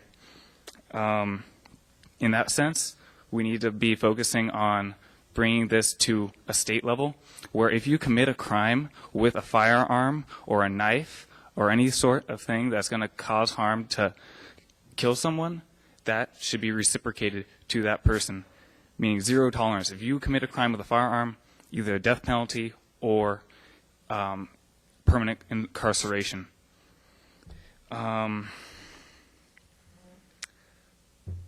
What can I say? I would hope that you guys would not just keep this right here in this little town, but to really make this something that we can bring up to the state level. I'm holding you guys accountable, not just to try to restrict firearms in this business or to eliminate them or expand them all the way through town. I just want to see, just like in Sandy Hill, schools are gun-free zones. Public offices are gun-free zones. These things cause these mass shootings. There's no consequence for these people to, they can just walk in and do whatever they want. Why is that? There either be a police officer or teachers that are willing to be able to take courses and protect our students. So as well as the parents. The parents need to be educated on the dangers in life. They need to be able to protect themselves as well as their kids. In Nevada, there's a lot of people who carry concealed firearms, and that reduces the want to walk in and just do whatever you want because there's a higher chance of you dying. Okay? Thank you for your time. Thank you. Hans Johnsons, I'm sure I'm getting your last name wrong. Nice try. Yeah, Hans well, Josens. after you will be Rosaline Martins. Yeah. Hans Josens. I've lived with a Los Gatos address for over 40 years up in the mountains here.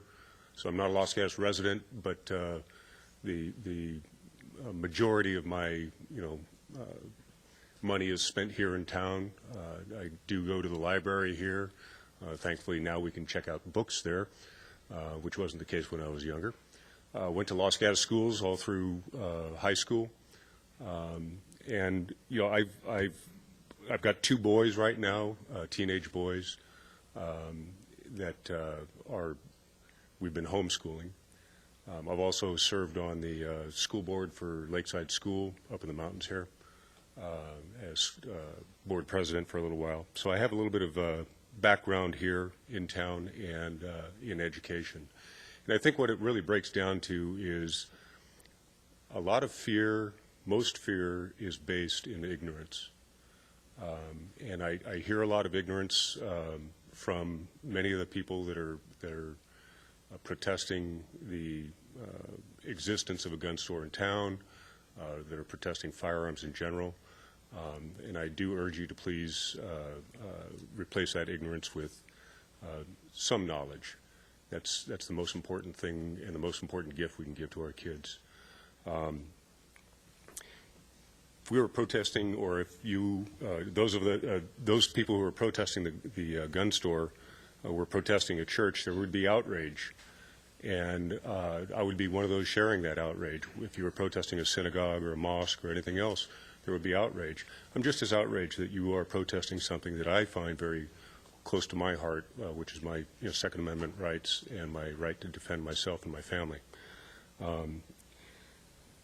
And on that note, we are all outraged, all of us in this room, all of us in this town, in the state, in the nation, outraged and horrified at the things that have happened in Newtown recently and all of the mass shootings prior to that. Let's not let that outrage get in the way of logic and reason. Let's do something that can actually achieve something that will provide results. And that's not going to be gun restrictions. It's not going to be further restricting our rights. It's going to be doing something about the mental illness, about people mentally ill access to firearms, and making sure that the background checks are thorough and comprehensive. Thank you for your time, and thank you for the opportunity to speak here. Thank you. Rosaline Martins, and then Marcus Autry. Good evening. My name is Rosalene Martins, and I have been a Los Gatos resident for 19 years now. I have found it very disturbing, the lack of transparency in the approval process for the opening of a gun store in Los Gatos.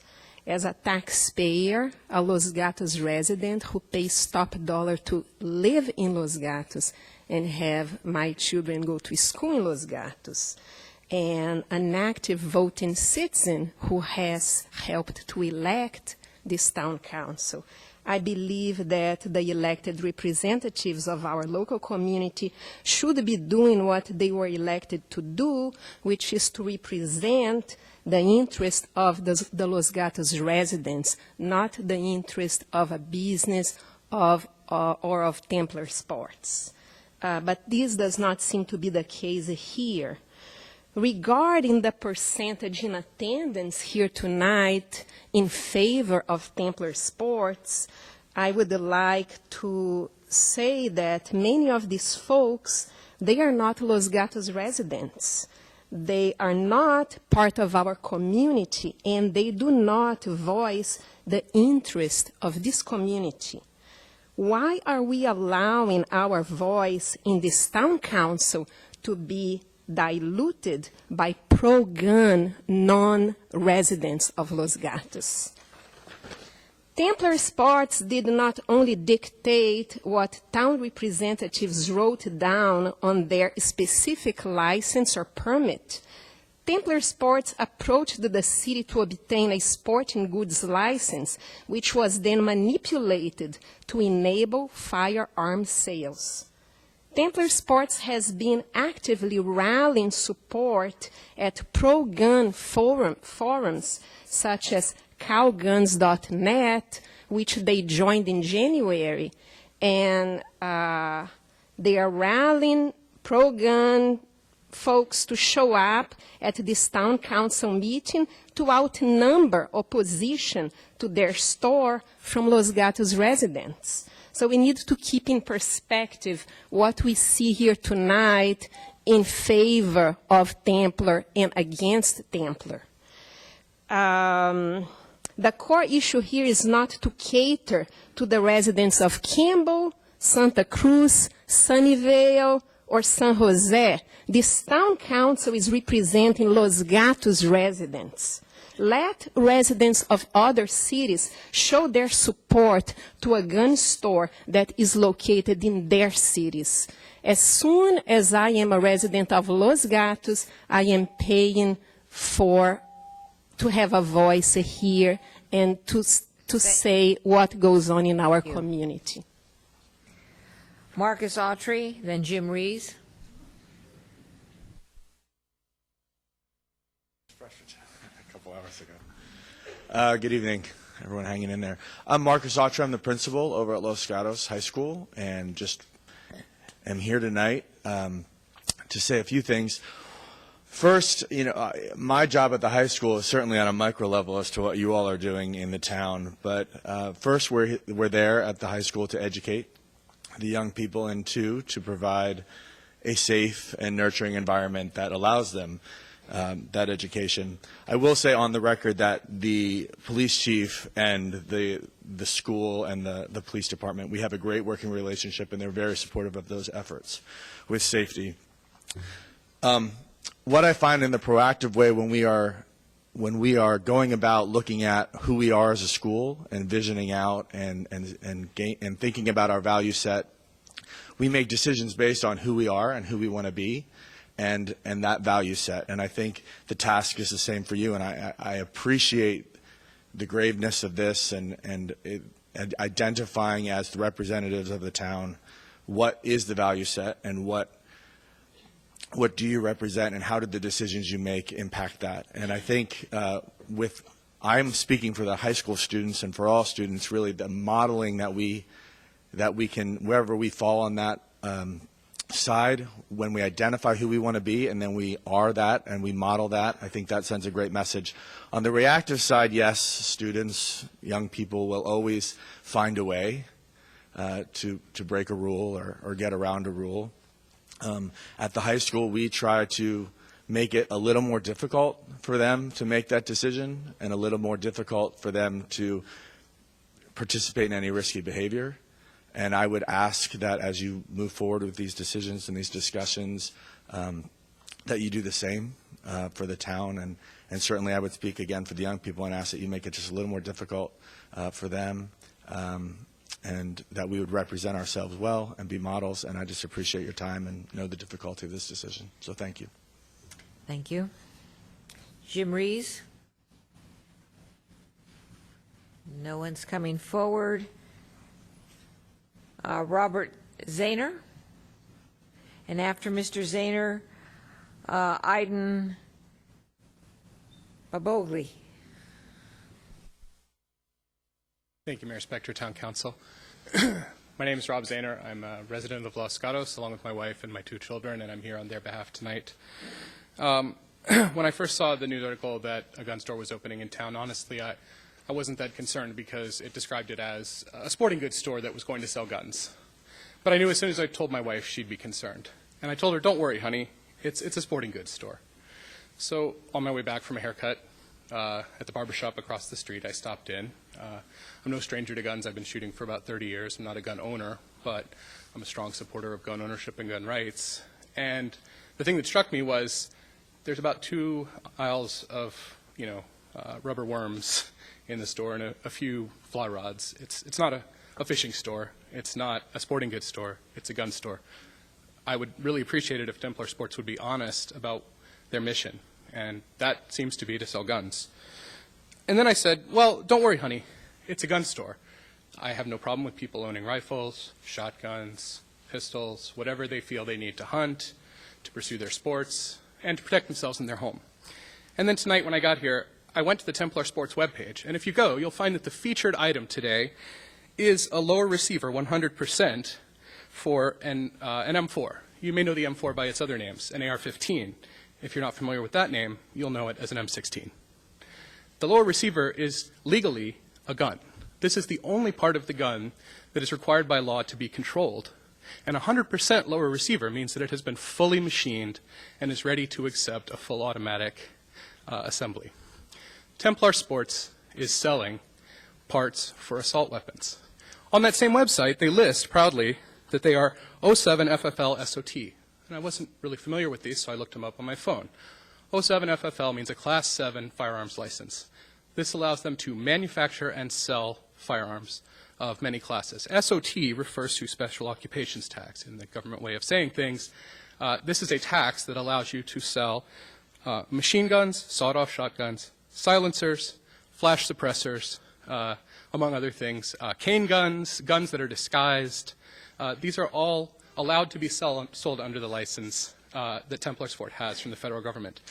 Fortunately, as far as I know, I don't believe they've applied for a Class 10 license, which would allow them to make and sell destructive devices, including grenades. The questions I have for the town are, do you intend to regulate their ability to continue to increase their sales, to sell machine guns, grenades, and other such items? Will you allow them? They said today they do not want to store explosives in the store, but are you going to regulate that in some way so that they don't decide that they want to do that in the future? Is light manufacturing, which is the current zoning, the appropriate zoning for that area, and would that be consistent with them manufacturing machine guns on site, and does their current business license allow them to manufacture machine guns? Thank you. Aiden Babogli. All right, I'll spell it just in case. B-A-B-A-O-G-H-L-I. No one's coming forward. I think it gets more difficult for me as the night goes on. Jennifer Liebethal. No one's coming forward. Viren Rana. And after that, Brad Cyphers. My name is Viren Rana. It's a different name. I grew up in India, and I've lived in this town for 21 years. But I don't think any one of you have seen me here. It's not because I'm not a good citizen. I'm interested in what goes on in the town. But I felt very safe. And that's the reason I bought in this town, because I like the town. It's a beautiful town, and I felt safe. I feel that my family is safe, and we like the downtown. We go and walk in downtown. We go hiking. So I see a disconnect here. First of all, the disconnect I feel is that so many people are saying they want to have gun. They want to defend themselves, make sure that nobody can come and kill them, whatever. So I'm thinking here, what's the disconnect here? This is not Montana. You're not living 50 miles away from police station. If you are near downtown or in the town here, I can understand when gentlemen said they live in the mountains. That's fine. They can feel insecure. But why people in Los Gatos feeling insecure? So there's a disconnect, I feel. And I wonder if this is the start of the paranoia that leads into mental problems. So we talk about mental problem, but I see this paranoia here and everybody wants to have gun. So I wonder if there's a connection. But anyway, I didn't want to talk about that. I want to talk about the fact that I like this town. I lived here for 21 years. I have 3 daughters. They graduated. They went through schools here. They graduated. The schools are very good. They graduated from here, went to international professional schools, went to Columbia and Harvard and all that. So I've been very happy. Now, I manage scientific research, so I'm more used to talking about science. I never talked about social issues, so I hope I make sense with what I'm saying. But when I look at the situation, I feel that, first of all, I want to say what it is not. We are not here to decide on Second Amendment because you do not have that power, right? And we are not here to talk about gun control because just denying one shop not to open will not control the guns in the country. But what we can do is we can make sure we do not encourage that. So what I'm worried about is the encouragement by opening the shop. So certainly we want to do that. Now, it's talked about how legitimate the business is. So it's not the issue of the business is legitimate, but the issue is it the right business for Los Gatos to have? And as a citizen, I want to say I do not want this business in my town. If, when I bought a house in this town, if this town had a gun shop, I would not have bought a house here. And I know my friends whom I'm telling them to move to Los Gatos. If they hear that the gun shop is opening, they will not buy a house in this town. So people who talk about the money coming to town, at least let's talk about money. There'll be real estate Thank you, sir. depression here. Thank you. Thank you. Bye. Brad Cyphers? No one's coming forward. Lois Garcia? No one coming forward. Lois Garcia. That one I know I'm saying right. Sherilyn Owen, O-W-R-E-N. No one coming forward. Glenn Kowalczyk. No one. Christine Certo, C-E-R-T-O. No one coming forward. Kevin Stoddard. And after Mr. Stoddard, Matt Strickland. Thank you, Madam Mayor. I'm here tonight to support Templar Arms, not because I'm a gun nut, because it appears that they are abiding by the law and they are law-abiding citizens. What I find is amazing is the attacks on the city manager, thinly veiled threats against the council, suggestions that the law should be used as a weapon against an individual citizen. This behavior is rather unexpected to me in a town with the character of Los Gatos. There have been perhaps 75 to 100 people discussing their feelings tonight, emotionally charged, and they seem to believe that they're an authority because combined they have between 1,000 and 2,000 years experience as a resident here. But they're woefully ignorant of what's going on in America. So, for example, 200 million citizens comprising 41 other states have changed their laws beginning in 1987 with the state of Florida, where they determined that for people, in order to protect themselves where the police could not, they would make the issuance of CCW permits shall issue, meaning if you were not ever convicted of a felony or adjudicated mentally incompetent, you would receive a permit.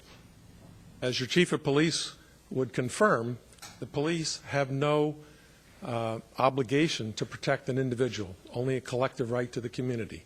In fact, there have been numerous cases where that has been determined. They could be standing beside you, you can be under attack, and if they feel officer safety is involved, they can walk away. It's been explained earlier, most people would agree that alcohol, drugs, sex are bad attractants, and perhaps you should look at the tattoo parlors, the 23 alcoholic-related establishments. There are 10 escort services that say they serve Greater Los Gatos, and the Megan's Law's offenders that live here. I would suggest that you look into the experiences of these 200 million other people. I suspect their collective wisdom is just that, wise. Tonight we've seen a great display of the First Amendment. Everyone has been able to express their opinion and not be afraid for doing it. The Second Amendment is what protects that right. If you don't believe that, show me another country in the world where you can do this. It's only here. Thank you for your time. Thank you. Before we go on to the next card, I'm going to look to council. Our whatever it is, our rules require us to pass a motion to go beyond midnight. I haven't counted every card except that I will just represent to you that I have 20 to 30, let's say 25 cards left at 3 minutes each. So we're looking at, another hour and a half. So I will look to the council to see what their input is. Ms. Jensen. Thank you, Madam Mayor. I think this, number one, I'd like to echo the mayor's comments that I appreciate how courteous everyone has been while people have been speaking. Your presentations have been impressive and for the most part very articulate, and we appreciate that. You've given us very valuable things to think about, and I know that you want to get our full and complete input and discussion before you. I don't think we can do that at 5 minutes to midnight and give everybody the time to be heard that they would like. We've already lost, I don't know, I haven't been keeping count of how many cards have been called and the people aren't here, so they've clearly lost heart. My motion, if that's acceptable at this point, sure, would be to actually continue this matter till next week, Monday the 11th. I know that's not a regularly scheduled meeting. Mr. Larson is looking at me like death. However, our next regularly scheduled meeting is Tuesday, February 19th. It's an unusual day. It follows a holiday weekend. It's difficult for people to get here. They may be out of town. This is a very important issue to the town. So I think it's worthy of a special meeting, and I'd like to continue it to February. My motion would be to continue it to February 11th. Mr. Brzezinski? I hear Councilwoman Jensen's motion, and I do agree with her. I think it would be appropriate for us to continue to next Monday, since we have no other business on that day. But the number of people who have left the room indicates that this is not a good time for the council to be making a significant decision if we're looking at 1 o'clock. There are some councils in the valley that will go to 2, 3, or 4 in the morning. This is not one that has had a tendency to do that. And my sense at this point is that we probably have exhausted our resources at this point in time, and we want to make good decisions, not decisions based on sleep deprivation. And therefore, I'm going to second the motion. All right, this council person, who also happens to be mayor, is going to support the motion. I think continuing this to a date when we don't have other business is good. I will represent to you who have turned in cards who I have not called yet. I will hold on to, ask staff to hold on to these cards, and so I will call these names next Monday. If you're here, fine. If you're not, that's the way it goes. Further discussion. Mr. Vice Mayor. Thank you, Mayor Spector. Just a question on process. So if we schedule a meeting for next Monday, and I'm assuming you'll be starting with those cards, they'll have first priority, I hope, because there could be a great many more speaker cards, and a lot of those folks have already waited 5 hours this evening, so I would like those folks to be potentially first. Also, I'm hoping that you never know how government is, but I'm hoping that if you had a chance to speak this evening, that if you want to speak again, of course you'll be allowed to speak again, but if you don't have to speak again, no. Never mind. That's why he's vice mayor, and I'm mayor. I'll just leave it that I'll support the motion. Thank you. For further discussion? Mr. Larson? If you could also include in the motion calling for a time certain, I'm assuming 7 p.m., given the library reception at 6.